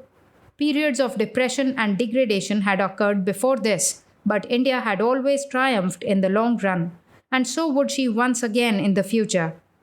At this time, there is no complete verbatim transcript available. The preceding December 16, 1896 Indian newspaper report, The Banquet to Ranjit Singh Ji. 9.8.3.16 Vivekananda in the West. Vivekananda in Indian newspapers. The Amrita Bazar Patrika, January 20, 1897. Swami Vivekananda has received the ovation of a conquering hero returning home.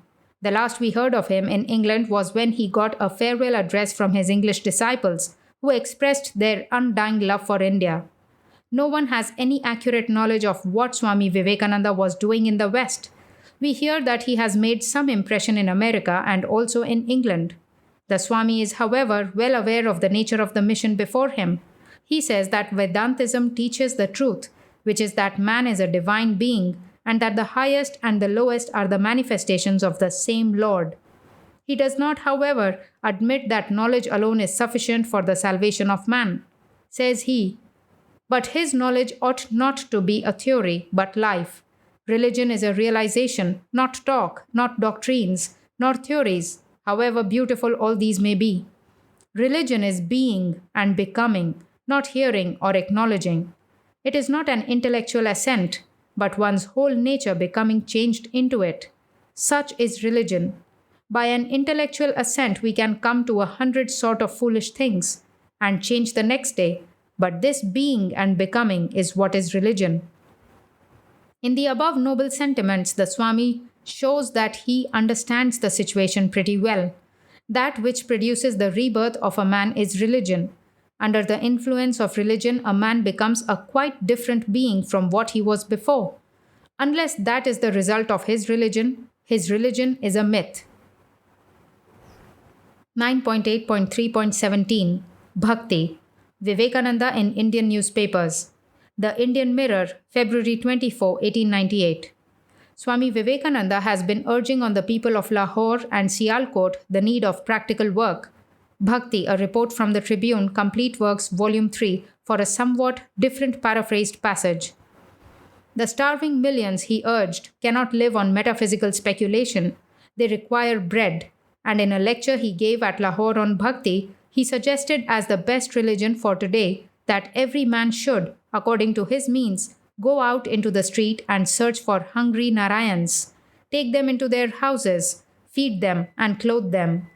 The giver should give to man, remembering that he is the highest temple of God. He had seen charity in many countries, and the reason of its failure was the spirit in which it was carried out.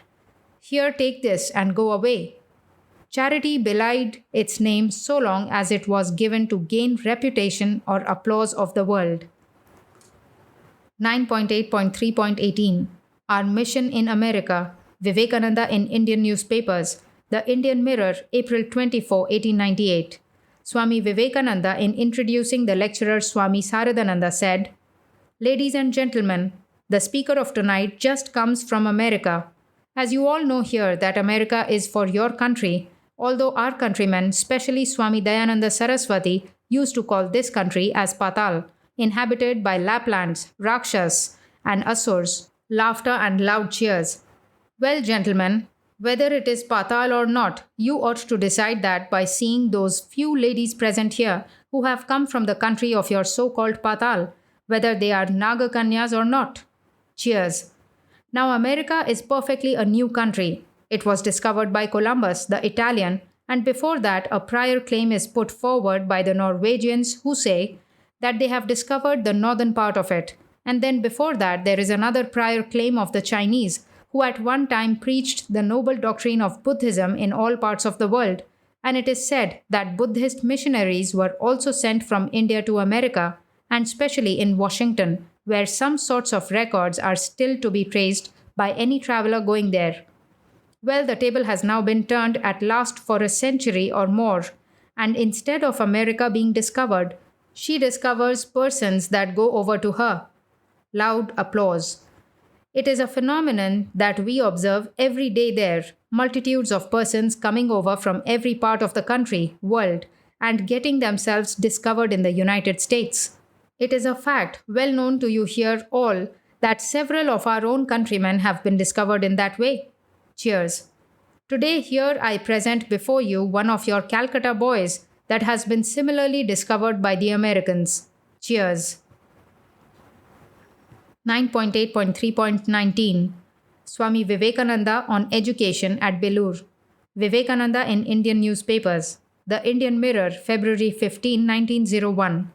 A correspondent writes, the following is an epitome of Swami Vivekananda's speech made in Belur ME School on the prize distribution day held on the 22nd instant, Sunday, when the Swami was invited to preside.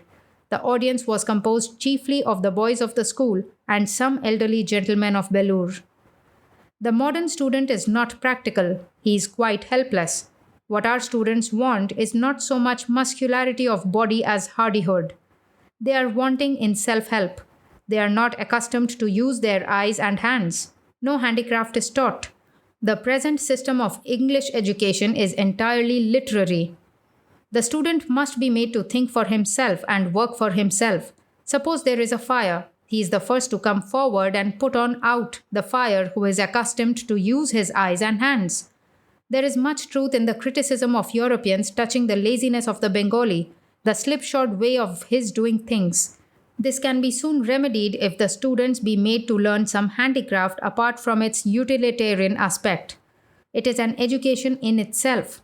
Secondly, how many thousands of students I know who live upon the worst food possible and live amidst the most horrible surroundings. What wonder that there are so many idiots, imbeciles, and cowards among them. They die like flies. The education that is given is one-sided, weakening, it is killing by inches. The children are made to cram too much of useless matter and are incarcerated in schoolrooms 50 or 70 in each, 5 hours together. They are given bad food. It is forgotten that the future health of the man is in the child. It is forgotten that nature can never be cheated and things cannot be pushed too early. In giving education to a child, the law of growth has to be obeyed. And we must learn to wait. Nothing is more important than that the child must have a strong and healthy body. The body is the first thing to attain to virtue. I know we are the poorest nation in the world and we cannot afford to do much. We can only work on the lines of least resistance. We should see at least that our children are well fed.